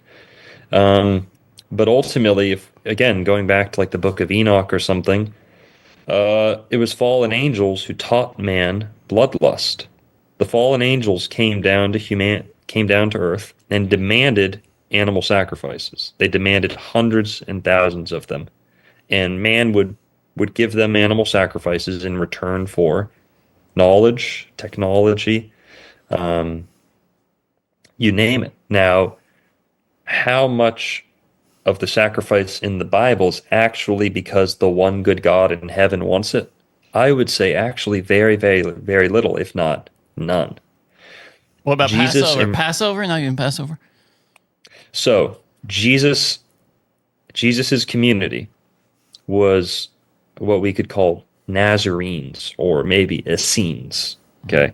Now, when you hear the word Essene, we got to pause and stop and remember there's a ton of misinformation, a ton of fantasy going on when people talk about the Essenes. They want them to be like these perfect yogi guru 5D YouTuber influencers who never did anything wrong, and they're like, they synthesized everything from every religion. That's not what the Essenes really were. But the Essenes were a very mystical sect of Jews back then, not just Jews, other tribes too sometimes, that John the Baptist and probably Jesus emerged out of. So this group of Judaism, and remember, back then there was 4 main divisions of Judaism back then. There were the Pharisees, who Jesus is debating a lot against. He pretty much hates them. They hate him. They can't agree on anything. Pharisees and the Sadducees. The Pharisees and the Sadducees were the two who were very much behind the temple cult, the sacrificial system in the temple at Jerusalem. The Pharisees and the Sadducees, they're getting rich off of it. They're promoting it. They're part of more or less the upper middle class or the high class because of this. It's a big moneymaker for the Roman Empire. Every time you sacrifice an animal, you had to pay. You had to pay for an unblemished animal. And the temple raised their own animals. So they're generating money out of thin air. They did buying and trading and selling and usury in the temple as well. The money that they had pagan gods on it, the coins. None of it was good. It was messy, bad, evil. Jesus' community, probably Essenes, they weren't the Pharisees, they weren't the Sadducees. The other group was the Zealots. So Pharisee, Sadducee, Zealot, and then the Essenes. The Essenes were the 4th biggest group of Judaism back then. The Essenes were passionate vegetarians. So they read the same Torah, they read the same Bible as the other Jews, with some minor exceptions. And they came away with a vegetarian interpretation. So they practiced Passover every year, and they didn't slaughter lambs. That was not a requirement for them. They'd bake cakes, they'd bake honey cakes, they would do other things. And they really pointed to certain verses in the Bible that say things like, I think it's in Hosea or Daniel, I desire mercy, not sacrifice. Let me check this for you. Yeah. Hosea 6:6. Hosea, dude. So, yeah. There's Mexicans in the yeah. Bible. Hosea 6:6. God says, I declare, or I require mercy. I demand mercy, not sacrifice. This is Jesus' message. Forgiveness accomplishes the same goal as sacrifice. Okay? So you could either forgive someone or they could sacrifice an animal to be forgiven. Which one's better? It's really a matter of personal accountability, a tender heartedness to forgive someone. Forgiving accomplishes the same goal as the sacrifice, except it's harder to do because you have to swallow your pride, you have to swallow so Jesus sets that perfect example by choosing forgiveness over sacrifice. But there were other prophets before him who were saying this as well. So there's always been a thread in the Bible of vegetarianism. One more I'd like to throw at you is Peter's vision when he sees Throw them all. Perfect. the 4-footed animals, descending in this kind of sheet, and then he says he's commanded to eat them, and the voice cries out, or he says that, well, I wouldn't eat these unclean animals because they go against Jewish dietary law, and the voice says, rise, Peter, kill and eat, and then the Lord says, what God has cleansed, you must not call common or unclean. What would you say to that? So I would ask you this. Did Peter eat? Let's see. Did he? I know they go back up, right? Like 3 times. He did not. Yeah. Does he not eat? Peter, he resists 3 times and still does not eat. Later on, in the text, this is not my interpretation, it's in the text. Mm-hmm. Later on, Peter understands his vision, and how does he interpret it? He comes to understand it, that God was telling him, the clean and the unclean animals, Peter, kill and eat. Here are the clean, here are the unclean. Peter himself interprets that to mean the clean animals are the Jews who are already being ministered to, who are already being, told the word of Jesus. Yeah, this is the way they teach the church. The unclean animals are the pagans, the heathens, the Gentiles, who are not Jewish at all. And many of the Jewish followers of Jesus were kind of racist and believed that they shouldn't be teaching to the Gentiles. Right. So Peter interprets that himself to mean the unclean animals are the Gentiles, and the clean animals are the Jews. And God is telling him to minister to both, to be a missionary to both. And he doesn't eat. So there's not actually any flesh. Remember, it's a vision. He sees this stuff, he has this vision. And what sinks into our subconscious? What actually sinks into our memory? Nice little gumdrops and fairy tales, or the scariest, bloody, violent acts, you remember. There are sometimes those things that are more like a scary stories. Often you remember easier than nice, kind of insignificant stories, right? Like a happy movie where everything's happy the whole time. You're not going to watch it. You're not going to remember much. There's a value in shocking imagery. And God understands that too, and the Bible uses shocking imagery. So Peter doesn't eat. The fact that he begged God so many times, why are you telling me to kill these things when it also says there, I've never eaten anything unclean. And if we really read that, depending on your Bible version, it's insinuated that Peter's never eaten an animal in his life. He's never eaten a clean or an unclean animal. is another way to read it. So his reluctancy to eat, clean or unclean, shows his vegetarian leanings. From his starting point is probably more vegetarian. Now, James, the brother of Jesus, that's right, the blood brother of Jesus, was a lifelong vegetarian. He's universally remembered as a lifelong vegetarian. Raised same mother, same father as Jesus, same household. How did he end up lifelong vegetarian? Meaning no meat in childhood, but Jesus was a barbecue enthusiast? I don't think so. There's one instance. I'll give you this. He does There's help fishermen quite a lot, though. What? Well, that's a good point. Let's get into that. There's a single instance where Jesus has any sort of animal food in his mouth. It's after he's resurrected. Okay? It's not in all the Gospels. And it's not something he ordered off the menu. Jesus appears to his followers after a resurrection. And they don't believe that it's really Jesus. They're touching him, but they can't believe it's him. And they say, all right, open your mouth. And they put something on his tongue that they were eating. Some people say it's broiled fish. You could also interpret it as honey and honeycomb or something like that. But it says broiled fish. Boiled or broiled fish. If that makes Jesus a meat eater, well, whatever. He's the Son of God. He can do what he wants. It's God himself. Now, he had a single piece of broiled fish. Remember, it would almost be like a potato chip. It's like so cooked or dried or something.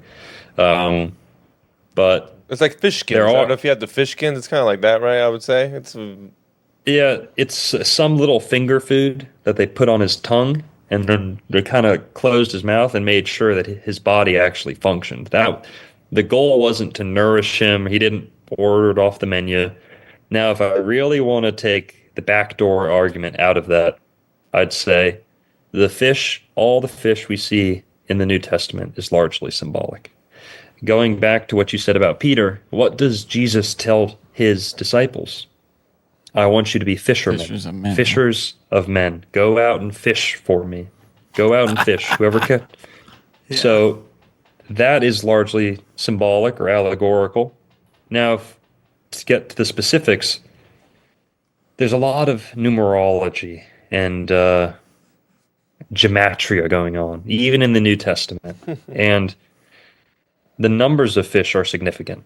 Okay, so there's one instance Jesus captures 5,000 fish.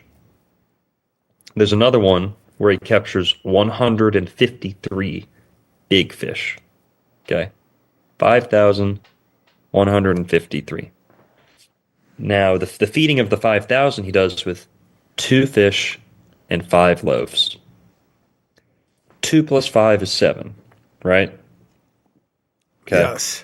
Now, how do we get to 5,000? Well, he's multiplying, right? He's literally multiplying things. Did you know that 1 times 2 times 3 times 4 times 5 times 6 times 7, so 1 times 2 times 3 times 4 times 5 times 6 times 7, gets you to 5,054? 5,000. It's pretty close. 5,054. All right. So there might be some numerology going on. Now let's look at 153. 153. 40. Yeah. Oh, 540.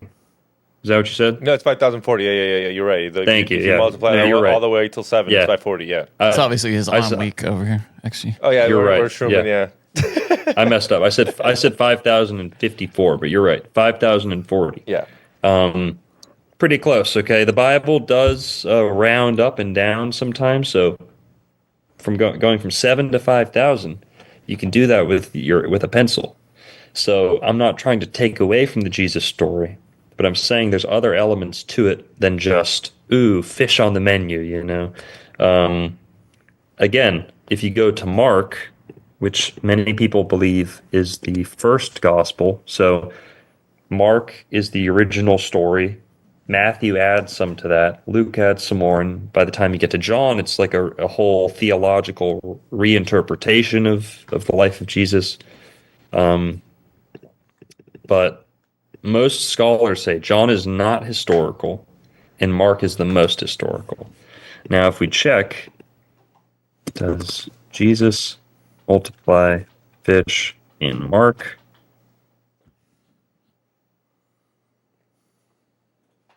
So yeah, so there is fish in Mark, but there's, when we go back to the Old Testament, Jesus is like multiplying this bread and fish because there was someone else who did that before him. And that person who multiplied bread for Jesus, Elijah. Okay? Elijah multiplied bread, but not fish. So I'm not saying people added the fish into the Bible, although many people do say that.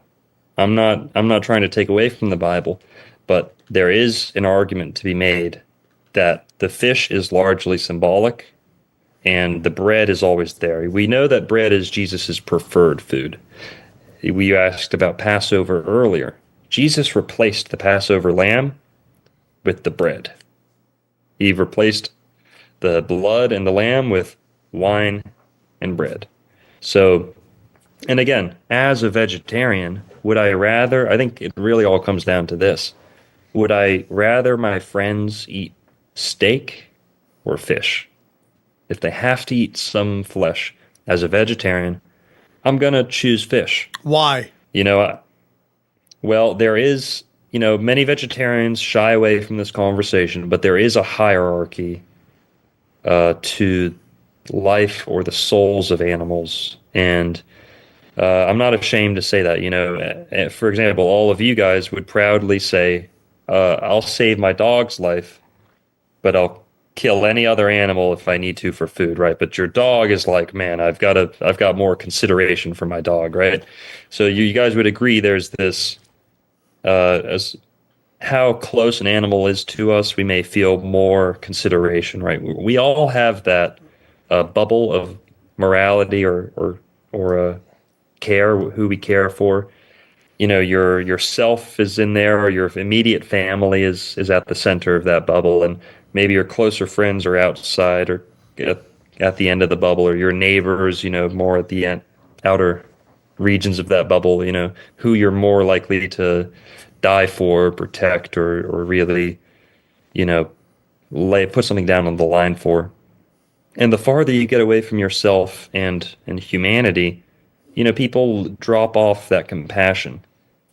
I don't think Jesus had that. I think Jesus had maxed out compassion for every living thing. But, personally, of course, we place the highest value on human life. Then perhaps we place the highest value on animal life as it relates to humans, what they can do for humans, how much we mean to them, how much they mean to us. So things like dogs and horses, right? Someone's eating a horse, throw them in jail. That's illegal in Florida. Or someone's eating a dog, throw them in jail, right? Maybe not every country in the world, but there is that consideration, right? They do so much for us, we at least can protect them and not eat them, right? So pushing that kind of sphere of consideration outward, we get to domesticated animals. The cow can do a lot for us too, can pull our farming equipment. The chickens can pick up the insects off the ground, remove ticks, all that stuff, fertilize the ground. Rabbits, guinea pigs, you name it. They all have a role in our lives. Now, those ones we still eat, but we have a lot of care and consideration for them. We'll spend hundreds, thousands of dollars caring for them and stuff. How much can you say that for fish? Fish is very, very far outside of that sphere of consideration. And, I believe in being nice to fish and caring for fish, but I don't think humans should ever feel ashamed for choosing the life of a fish over their dog or, a cow or something that feels more human, feels more alive. And, vegetarians like to say, oh, well, vegans or vegetarians say, oh, I respect all life the same. Stomp on a cockroach if you need to, stomp on a spider if it's posing a threat to the home. but there is a hierarchy. I agree. And so, were there fish in the Garden of Eden that we were there, talking to?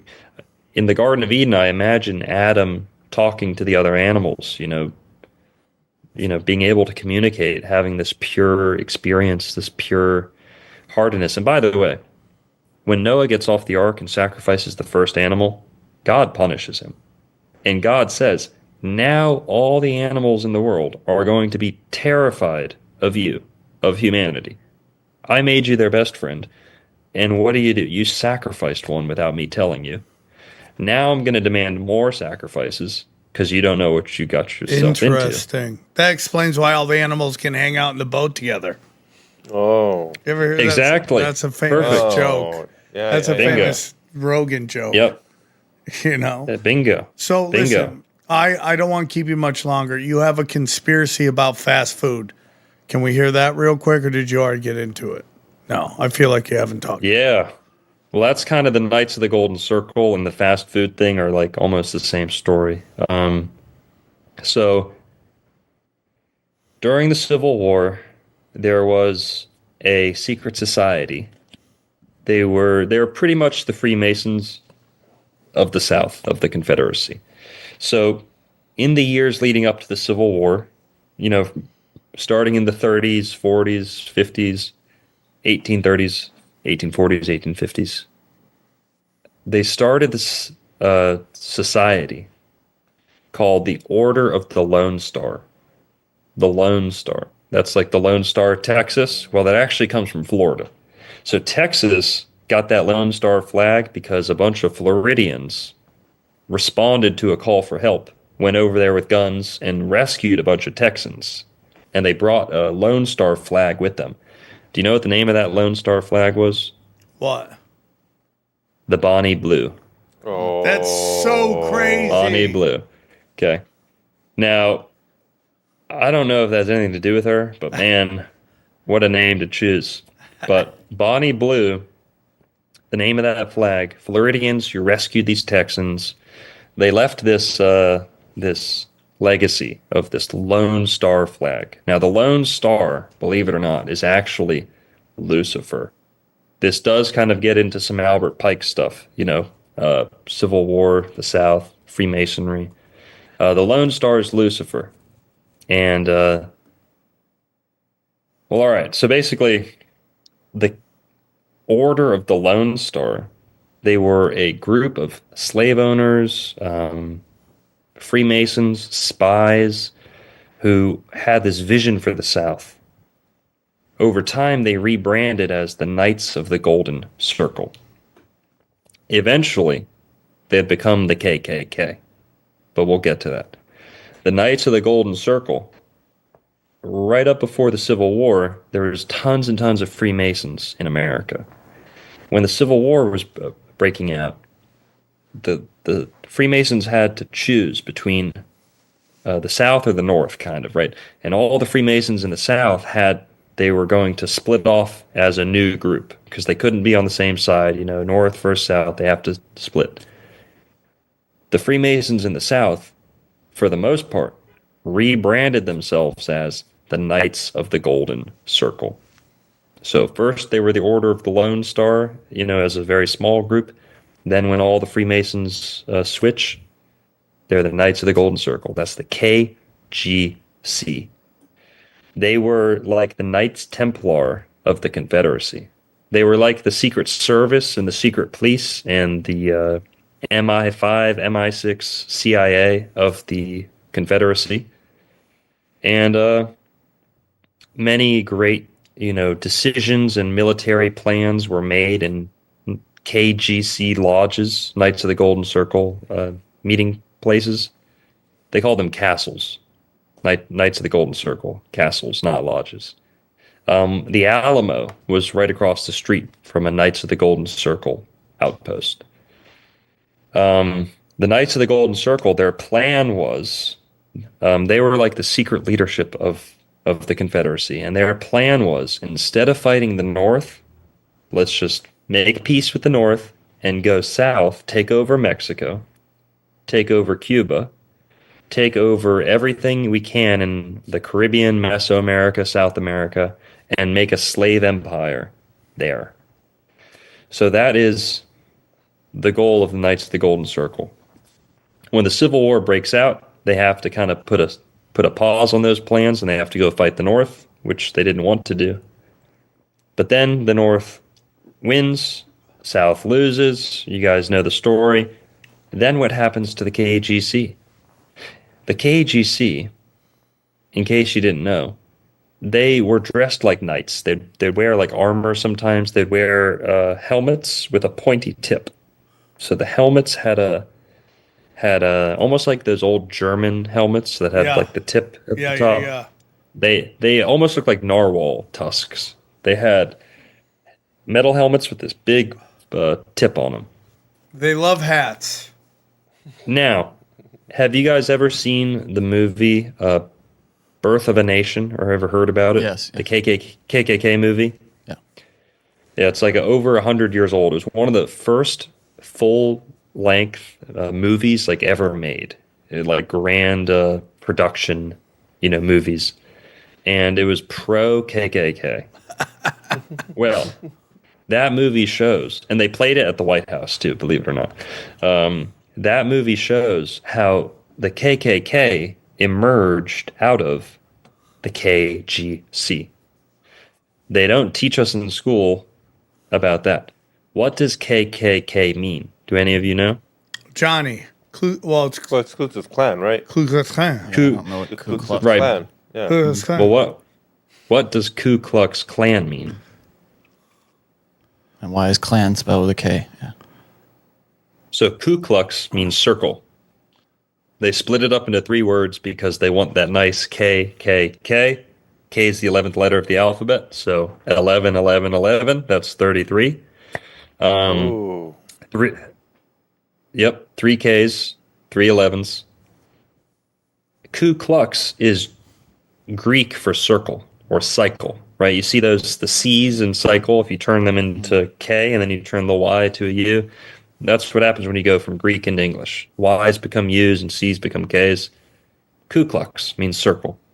The KKK, you guys can look this up, it means Knights of the Circle Clan. Knights of the Golden Circle. Knights of the Circle Clan. We've all heard about the KKK. No one ever talks about the Knights of the Golden Circle.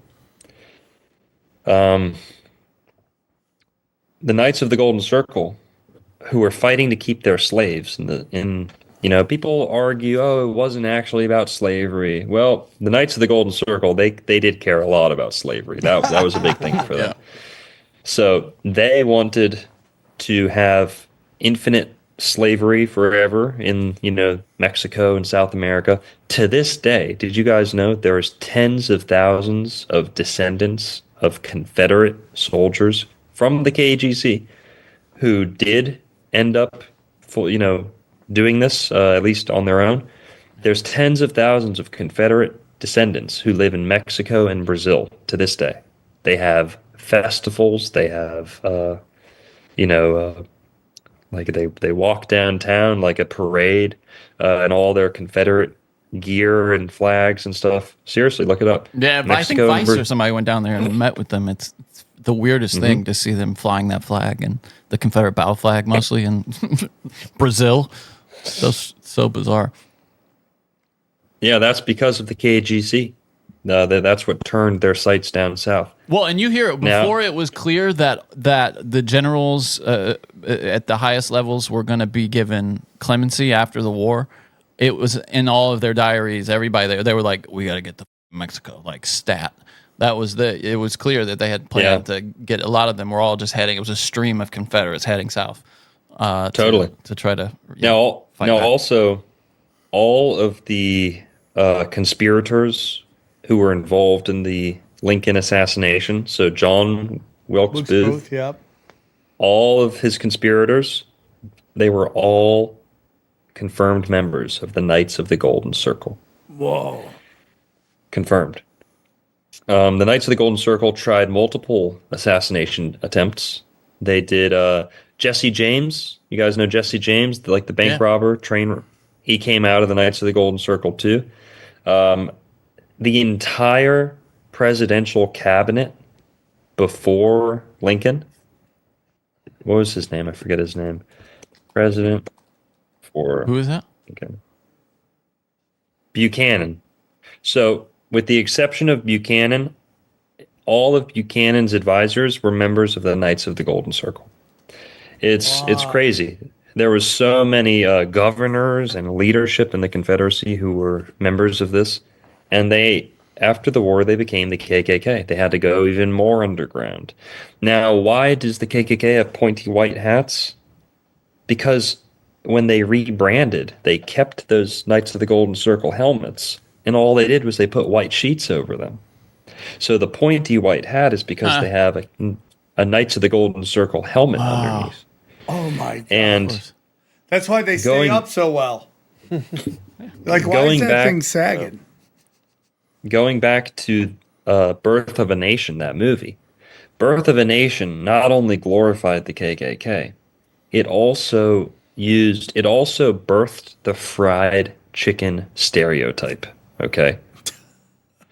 Now, guys, this is going to get into some ridiculous territory. These are some good old conspiracy theories, right? Just like schizoing out at We're all about the schizoing out. Love it. schizoing brand. out at the menu of a fast food restaurant. Basically, most of the fast food in America was created or is an homage to the Knights of the Golden Circle because of that KKK movie where they birthed the fried chicken stereotype. Have you ever heard? It's going to get dark. This is the ultimate fast food conspiracy. You've heard about Colonel Sanders Yeah. being a Freemason. He was a Shriner, a Freemason. You know, Colonel Sanders, when he was alive, you know, he was one of the top 3 most famous people to have ever lived. Really? Yeah. Did you know if you flip his birthday upside down, it's 666? He was born like 9. That's crazy, bro. He's born 9990, something like that. You flip it upside down, it's 666. KFC or KGC? Did you know when Kentucky Fried Chicken makes grilled chicken, they print KGC on their packaging? What? When KFC goes to the Olympics, they don't want to be fried chicken. They're grilled chicken. It's healthier, right? They put KGC. You guys can look this up. KFC prints KGC on their packaging. The KGC, okay, going back to the Birth of a Nation, where it shows the KGC becoming the KKK, has the scene where all the black people are eating fried chicken, acting like idiots. Damn.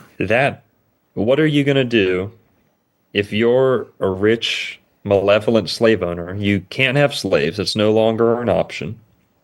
You can't really farm because that's how you farmed. Would it make sense that you might get into the food supply in another way, or you might get into another part of this? Now, fast food chains. That brings slavery to mind too, doesn't it? Yeah. Chains. Okay. Fast food, FF66, whatever, not much, nothing there really. But if you go through all the fast food chains, they all have some dark, insidious origin that points back to the KGC. So, what's his name? Colonel Sanders. Did you guys know that Colonel Sanders actually catered the Manhattan Project? Really? To make That's amazing. I swear to God. I think that was before KFC was a thing. He catered the building of the atomic bomb.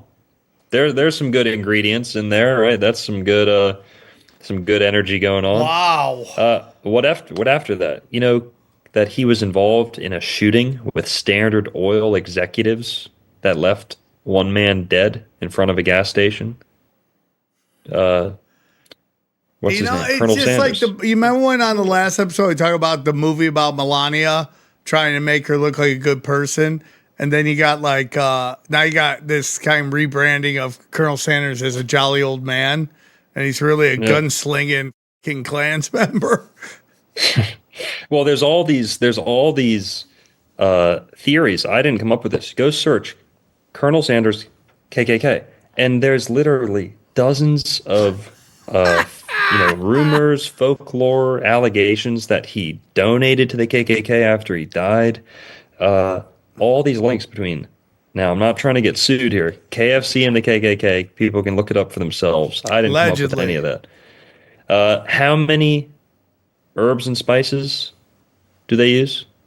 33? 11. 11. KKK. The 11th letter. Okay. Now, it's all the fast food too, by the way. And also, John Wayne Gacy? Yeah. Yep. Mass murderer. Did you know that he was the manager of 3 KFCs? Oh my God. Wow. That was his. Did you know that he would feed KFC to his victims? Oh God. I swear to God. Did you know that he'd dress up as a clown Yeah. to terrorize his victims? Yeah. Okay. How many fast food restaurants have clowns as their mascots? A lot of them. It's not just McDonald's. Jack in the Box. McDonald's is the golden 33. Hardee's or hard R's. That's what I like to say. Hardee's. You got the EE there. It's like a 33. Now, Hardee's, it's the star. It's the Lone Star, right? So you'll see all these fast food places either have a golden circle or a Lone Star. Go check for yourself. Popeyes, Lone Star. Hardee's, Carl's Jr., that's a star. Golden Corral, Golden Circle, okay? Pretty dang close. What are some other ones? Crystals. Did you know Crystals was named because the wife of the owner had an epiphany while staring into a crystal ball? That's Crystals for you. Wow. Yeah, that's Crystals. Now, White Castle is a direct reference to the castles of the Knights of the Golden Circle. White, they wanted a white America, a white castle. It's like the white robes, Damn, dude. I have a whole video on this, the Knights of the Golden Circle and the fast food conspiracy, but it's literally all of them. Like, for example, either Hardee's or Carl's Jr., they were started in their Wikipedia. You can go look. $311 was the starting investment for Hardee's or Carl's Jr. $311. 3 times 11 is 33. That's 3 11s. It's KKK. It's like the first little... Macintosh was $666. Oh, I didn't know that. It's fine. Yeah. Damn, dude. That's crazy. Damn, dude. Yeah, man. And, it's like, here, I got a list here. Oh, why is everything spelled with a K? Crystals, Krispy Kreme, Kmart. I'm like, dude, everything is spelled with a fucking K. Yeah. That's because of the Knights of the Golden Circle. KGC, if you Germanize it, which is what they kind of did, it all turns to K. So a K in German, it's a K. A G in German can be a K, and a C in German can be a K. Yeah, they spell America with a K in German. Yep. Okay, have you ever seen the movie They Cloned Tyrone? No. No, it sounds fantastic. What the? Okay. Is that Jamie Foxx's movie? They Cloned Tyrone is about a town where an evil group of white people are grounding up humans and feeding them to black people in the shitty little fast food joints. There's another movie called, have you ever seen The Kingsman? Yes. It's like the spy movie. Yeah. Okay, the second one is called what? The Secret Service. Oh no, that's the first one. Yeah. Oh, what the I think Golden that's the Circle? Golden The Golden Circle. Circle, right? Golden Circle. And where do they go in that one? They go to Kentucky, which is where the Knights of the Golden Circle were founded, which is where I believe the KKK and Knights of the Golden Circle were both founded in Kentucky. I could be wrong, but Kentucky Fried Chicken, the KGC was founded in Kentucky. They go in that movie, The Golden Circle. They're infiltrating a drug trafficking network. Who's responsible for what? It's a woman who looks like Wendy with red hair, and she runs a fast food chain. She owns a donut shop, ice cream shop, and a diner. In the diner, she grinds up human meat, puts it into the food, and feeds it to people in secret. She puts drugs and nanotechnology into the food and feeds it to the world. Why did they call that movie Kingsman? Okay, The Golden Circle, KGC. Is that some breadcrumbs? Is that some in your face? That's predictive crazy, programming, dude. Wendy. You just blew my mind. What's Wendy? Wendy means white. Gwendolyn, Wendy, way back, the original word means white. Okay, so there's another, this whole white side of this. Wendy, if we want to stretch this a little more, do you guys know what the Native Americans call the cannibal spirit? What? Wendigo. Wendigo.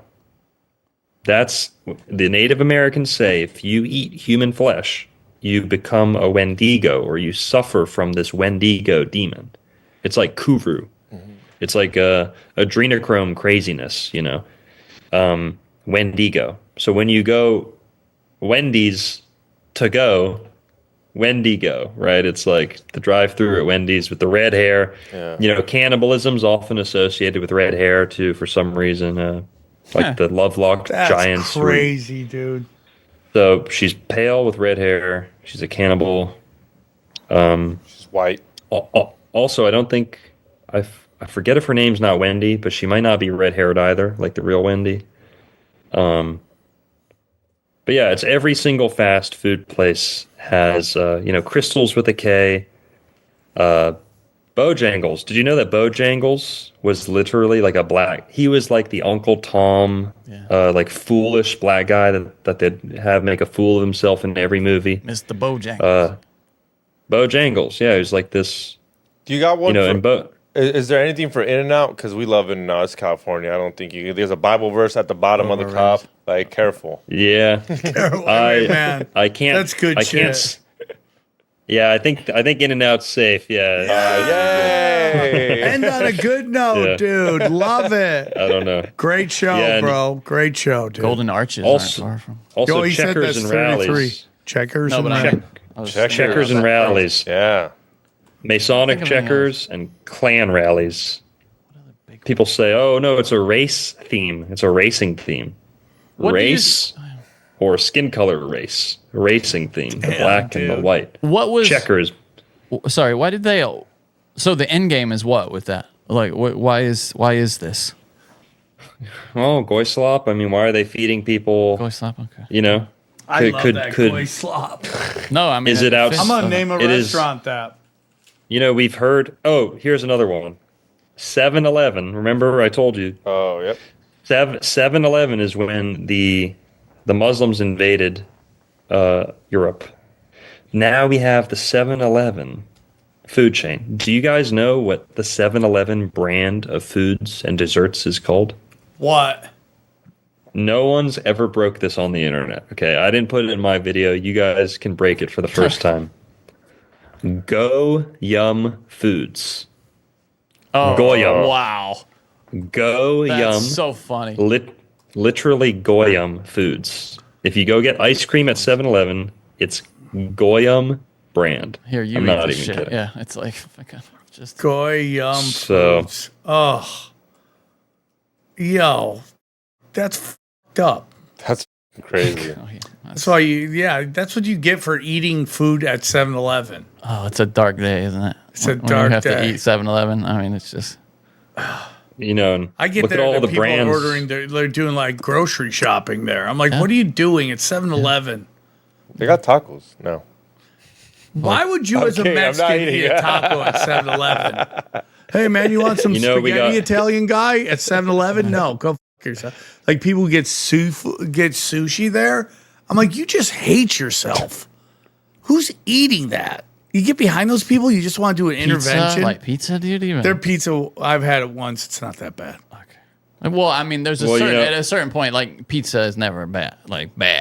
You know what I mean? Like even It's shit like you made in the sex. microwave. It's like even the bad sex is still sex. Ask the guy how long that's been there. Usually they're pretty nice and be like, I Yeah, wouldn't they'll eat be it. honest. And Yeah. usually be like, I just put it in there. You should grab it now before it gets too old. They're pretty nice about it. The only thing I will make an apology for is a hot dog. Like you can't fuck up a hot dog. Really. Yeah, because it's already fucked up with Yeah, everything right. in it. It's just garbage. I mean, it's You're just like, how are you going to literally- make dog shit more dog shit? It's shit in the tube. Like they can't. Like there's no, good hey, is hot this hot dogs. There's dog no- good? I mean, it's dog shit, so yeah, it's great. It's literally the shit we scraped off the floor at the, Yeah, exactly. the butcher shop. Dr. Narco Longo. Great show, dude. Thank you so much. So good.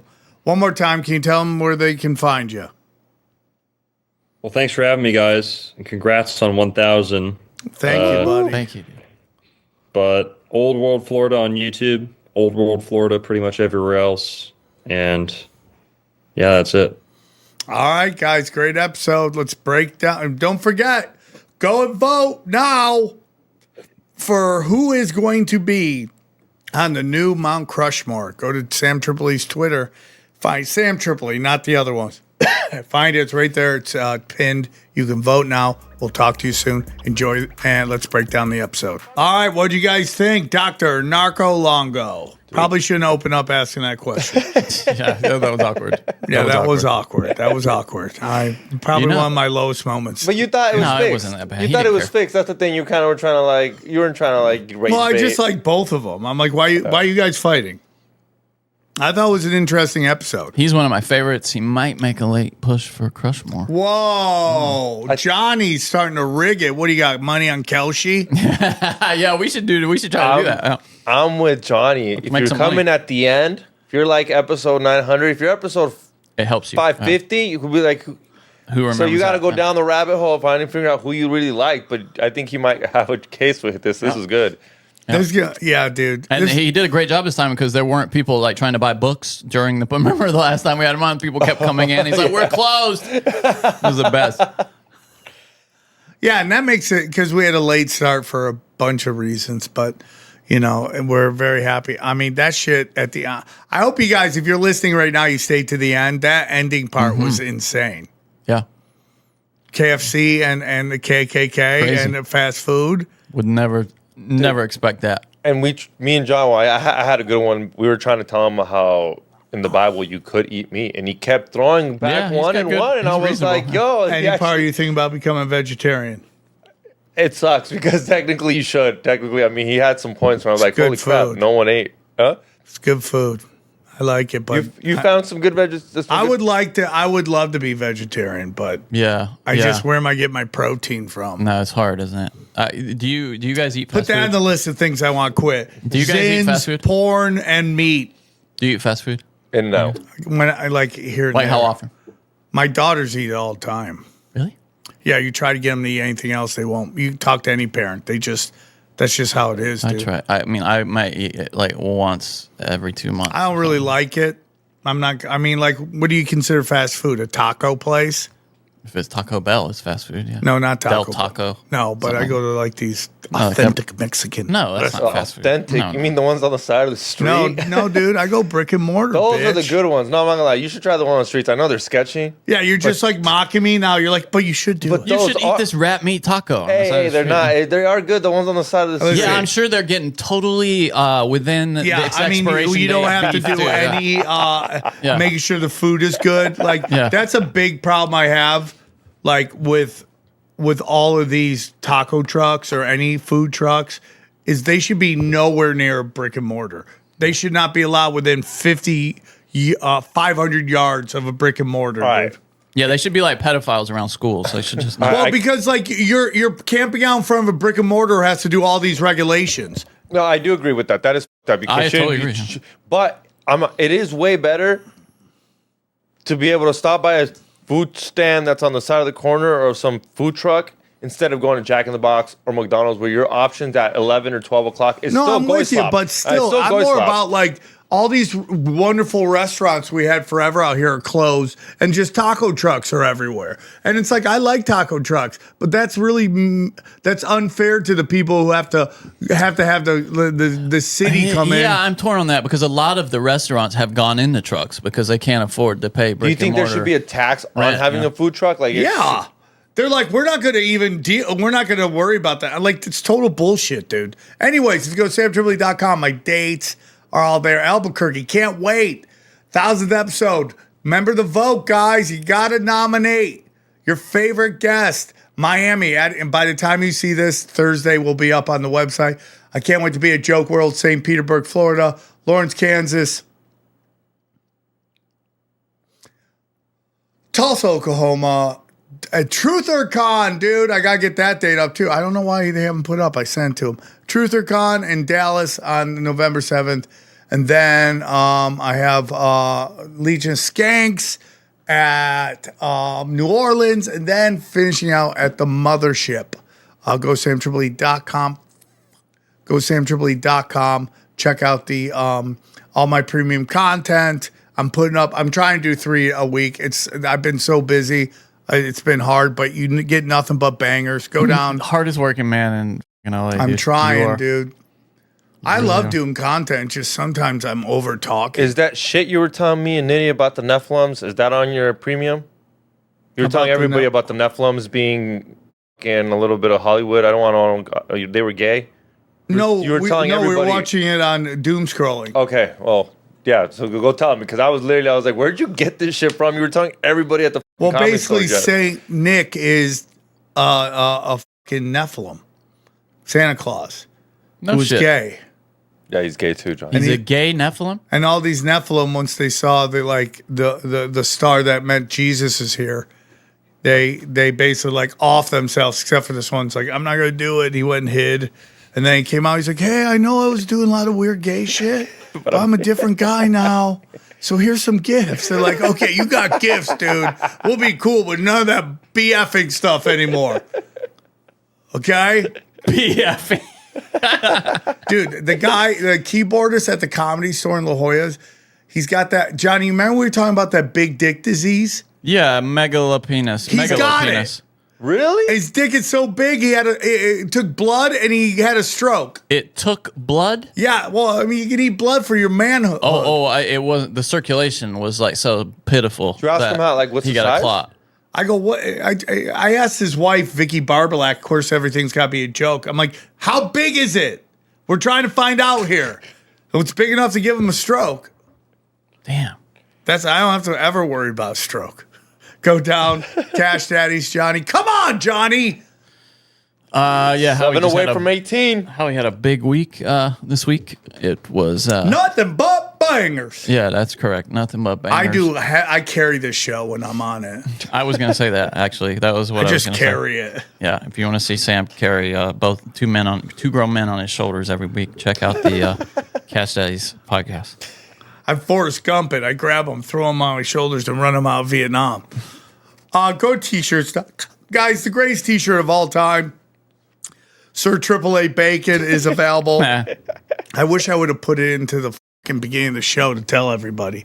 AAA Bacon. Let's go, let's go, let's go. We love it, dude. Only $20. $20. Tell me where you can get a $20 shirt. $16. $16? We're throwing out classics here, dude. Local celebrities. I think I might make an entire line of clothes called Local Celebrities. Oh, like a brand? Yeah. I saw somebody at Locals Only. I'm like, I should just make sweatsuits that say Local Celebrity. Change it up a little bit, but just local celebrity all the way around. Yeah. Sure. All right. Shut up, Johnny, you piece of shit. What you project so much, dude. It's like you have all shitty thoughts and negative thoughts about other people, so you assume everybody else is having shitty negative thoughts about you. You just and said, it's just not the case. Yeah, sure. In your way when you're mocking me. You completely couldn't have psychic couldn't have possibly misread that. I read I was like, energy, yeah, Johnny. that's a pretty good idea. Actually, is what I was thinking. In All my right, head. then I owe you an apology, Johnny. You do owe me an apology. I'm not afraid to do it. I did it Well, thank before you. when I you were welcome right it. about the Iran war. I welcome it. Gold and Thank you. silver, we love you. And Wise Wolf, Gold and Silver, go SamTripoli.gold. AquaCure, Hydrogen Brown Gas. Dude, chemical-free body, took it today, feeling like $1 million. Okay, I got to call Tim James back. Anything else? Hit that like button. Go check out my podcast. XG Marks the Spot. Please, I did some Comedy Chaos Green Room video vlog. With Johnny. your glasses? There was some of the glasses Yeah, working people there. like, is he filming? Dude, I got Burt Kreischer's. I got the best of Burt Kreischer. You got his dick? I got a shirt In the coming off bathroom? with my glasses. Dude, it was great. This guy. So snake. Nobody meant to any felonies, you piece of shit. Johnny, anything you want to bring on? Check out Broken Simulation. It's a podcast. We could use, some reviews. Give us some 5-star reviews. Give us some 5 We'll follow stars, you on dog. Twitter. Let us bang, dude. At If you go to Broken Sam. SamTripoli, if you go to youtube.com/SamTripoli Comedy, you can see all of my crowd work specials. Now, before I say, crowd work is lazy and sucks. It's just free content, guys. I just shot a written joke special. Those take more time. They take more time. I'm just out here banging. And then if you go to youtube.com/tinfoilhatofficial, dude, we're almost up to 60,000 subscribers. We're going. People be banging. And then finally, That's really good. What? That's really good. I'm surprised they let us do that, honestly. What? YouTube's gotten better. Get that many subs that fast. Yeah, you and then World War Debate. Get it. Yeah, get it. World War Debate. And the Contender Series is about to start. All right. Final thoughts, guys. Narco, big fan. Narco, Johnny, all you racist cousins who are a part of some secret society. No, not my people. I wish we were like elites. Oh, so you wouldn't have to be on the show. You could be. Well, just it would be a nice politician. to be like the landed gentry. as they Governor call it. Johnny Woodard Yeah, but no, my people were. welcomes the newest Circle K. My people got fucking Oh, drafted. Circle K. Like, Forgot about Circle K. Yeah. See, I there did you that, go. dude. See, Yeah. I It's did in that, there. dude. See, Yeah. I did Job. that. Yeah. I brought that up to check. kangaroo. Kangaroos. Yeah. Kangaroos are so racist. Well, no, against but the black people. kangaroo station. Yeah. Oh, yeah. All K's. These motherfuckers are everywhere. So with Bucky's. Bucky's. Why? Dude. Keys. Go after Buc-ee's. KKK. There it is. It's all there. I'm in on it, guys. What a great show that was. It's great. agree. The vegetarian stuff got Johnny upset. No, it's something I struggle with too. I really do. It's in fact I try to only eat beef like once a week if I can, and then I eat a ton of salmon, dude. He's right about that. I don't think twice about killing fish.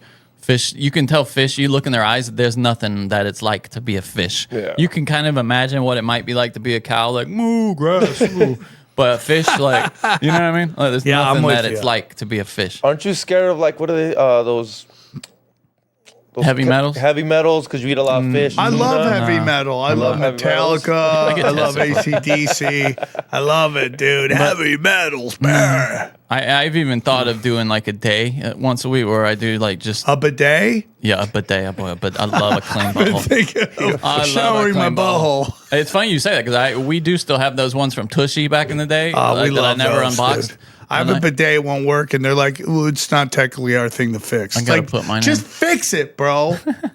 I do you need want to to fix wash it? my beehole. Do you like a bidet? I've never I had just one. sit there. I It's only like use Joe it in Rogan's Europe. joke. It's like, how long can I sit here before this becomes weird? Do you have to dry it off after that? Yeah, I mean, that no, how it works? I Or you don't. just I mean, go I with just wet take butt? some toilet paper, Just just dab it a little. dab. Interesting. Yeah. Funny. I got wet dog ass when I'm done.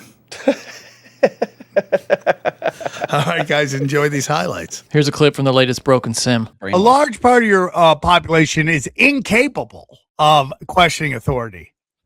You know why? Because they're just super simple, nice people, and because they want to screw people.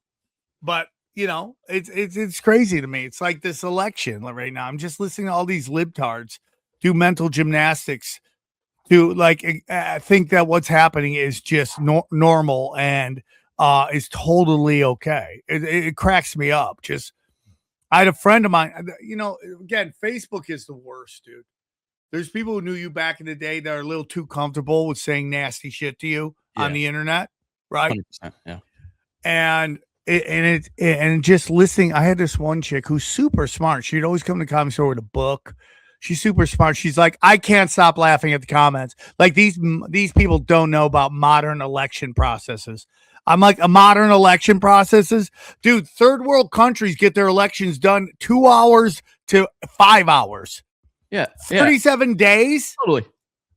And what they want you to do, Johnny, is they want you to believe that the people whose whole identity is politics forgot to vote. Like they got in late, their votes in late. This is their identity. Their politics, their ideology, it's their identity. It's what they live for. Yeah, it's funny because I heard them debate this on a couple of the news networks because Republicans really encouraged their people to vote in person, not by mail. And the Democrats were mostly encouraging their people to vote by mail. Yes, that way they can say we're getting all these votes in. Exactly. Yeah, it's so obvious. I don't know what you can do if you're on the other side when you're not in charge. There's not really much you can do. I mean, yeah, show up, but listen, nobody's going to change it because they want red state, blue state, so no one comes together and gets along. Now, what everybody think is happening because of Kelshi and Polymarket is that they're trying to get Nidia Raman up into number 2. That's not what they're doing. What they really want to do is get Karen Bass over 50% so there's no runoff election. I don't think so. I don't think that's possible. I disagree with you. Well, it's because the vote that's been coming in is way bigger for Raman than it's not like showing a huge I've been told it's all for Karen Bass. Well, I mean, we're looking at right here. This is when it went from 39 to 42. And there's a huge Bass went from 117,000 to 130,000. Ramen went from 61,000 to 71,000. Johnny, let me just say this thing. Because you're wrong. No, but I'm not talking about this part. Can I just say this? Ramen gained 10,000 votes. Bass gained about a little less than 13. Spencer Pratt gained 0 votes in that drop. Yeah, exactly. Zero. Even Adam Miller got votes. He got like 1,200 votes. Spencer Pratt got 0 votes. How is that possible? Thousands of votes. And it's just like if you don't stand on integrity and truth, you got nothing. Nothing. And if you're willing to completely manipulate the system so you can win, you have nothing. You have nothing. And I'm just going to tell you, dude, I mean, and this is just the primary. What do you think's going to happen if we get to the real thing? Forget about it. And it's just unbelievable. So everyone's like, stupid conservatives. They can't that. I'm like, bro, I did the same thing for Thomas Massey, and I'm not a Thomas Massey guy. Okay? They did the exact same thing. All the votes came in late for his challenger. Biden. That happened with Biden, dude. Yep. It's just absolutely ridiculous. It's like, and it's also to the point where it's like, this is a process of like, why are you even voting? Yeah. Yeah. Which is, I struggle with that, man. By the way, this is Benny Johnson, and just the freeze frame looks as gay as shit. Right? I struggle with that though. Like voting being gay as shit. Oh boy. I mean, that's a whole different thing. That's a fight, Johnny. That is a fight. It's a fight to the death. It's my own personal Johnny's Vietnam. fighting his homosexuality. Yeah, it's my Dude, own. This is the month. Just try for 1 month, Johnny. Just try to get weird for 1 month. At the end of the month, you decide if you still have pride. Yeah, my own personal Vietnam. Okay, so this is, as you said, Benny Johnson. Yo, what's up, guys? We're outside of a very important place here in California. You'll see it's just home to a porta-john and a giant empty parking lot. But inside of this empty parking lot is something really important in the state of California. As you can see here, we have registered voters. 26 registered voters for this exact location, 100 Sunset Avenue in Venice. 26 registered voters. Right here, according to the registrar and the Secretary of State. 26 people registered to a porta-john and an empty parking lot. Where do their ballots go exactly? So who are they cast for? I mean, it's obvious, right? Yeah, I mean, it's obvious. And you're talking about a group of people that have been accused of stealing $300 billion from California over years. You're talking about a group of people that took $100 million from fire aid victims and kept the money. Like, do you not think they'll rip it off? Do you think they won't cheat, lie, cheat, and steal? Like, it's absolutely hilarious. And then, like, people are like, voting stupid. Yeah, but this is blatant. At least try harder. I mean, we're using digital voting. I mean, unbelievable. Yeah, and Spencer Pratt has now been passed by Nithya Raman in all of the trading markets, which I get what you say about like people rigging those before voting. But after people have already cast their votes, what's the incentive? But clearly somebody thinks that, or maybe knows that this thing is being rigged against him because he's dropped down to 9% now. Well, Nithya it's Raman's also, 21. Johnny, it also is just, again, propaganda to get you to believe it's possible. That's what this is all about. They have to get you to believe that's possible, that she could end up getting second. Like, you don't get to cry and concede and then get brought back in. Once you cry, you're out. Yeah, I totally agree, dude. Yeah. Once you cry, you're done. Do you want your mayor crying? That was Al Gore's mistake. When he was essentially giving up, and then he tried to come back up. That whole thing is, again, it's the same thing the Republicans did. And that's why people are like, oh, the Republicans can do it. Yeah, dude, nobody likes it when they do it either. I'm old enough to remember people losing their mind when George Bush won, and because they knew 9/11 was coming. It's the same thing with George Bush. They needed George Bush in so they could get the Ukraine going. Absolutely. And COVID, really, to kick COVID off. And even though Trump is a COVID president too, and he's garbage, these people just don't. It's so funny. They only see what pisses them off. They don't really see everything I say, because if they agree with it, it doesn't register with them. It's only when they don't agree with it that they lose their freaking mind, and then it becomes a thing. But I've been teeing off on Trump. I've been teeing off on rhinos. I've been teeing off on neocons. I've been like, dude, I murk everybody. This notion that I'm a conservative is ridiculous. If you'd like to hear the rest of this episode, subscribe to Broken Simulation in your podcasting app, or check us out at youtube.com/SamTripoli. Go deep, homeboy. Aaron, open your mind. Drink from the fountain of knowledge. There's lizard people everywhere. That's some interdimensional shit. Wake up, Aaron. This is only the beginning. Dude, you just blew my mind. Tinfoil hat.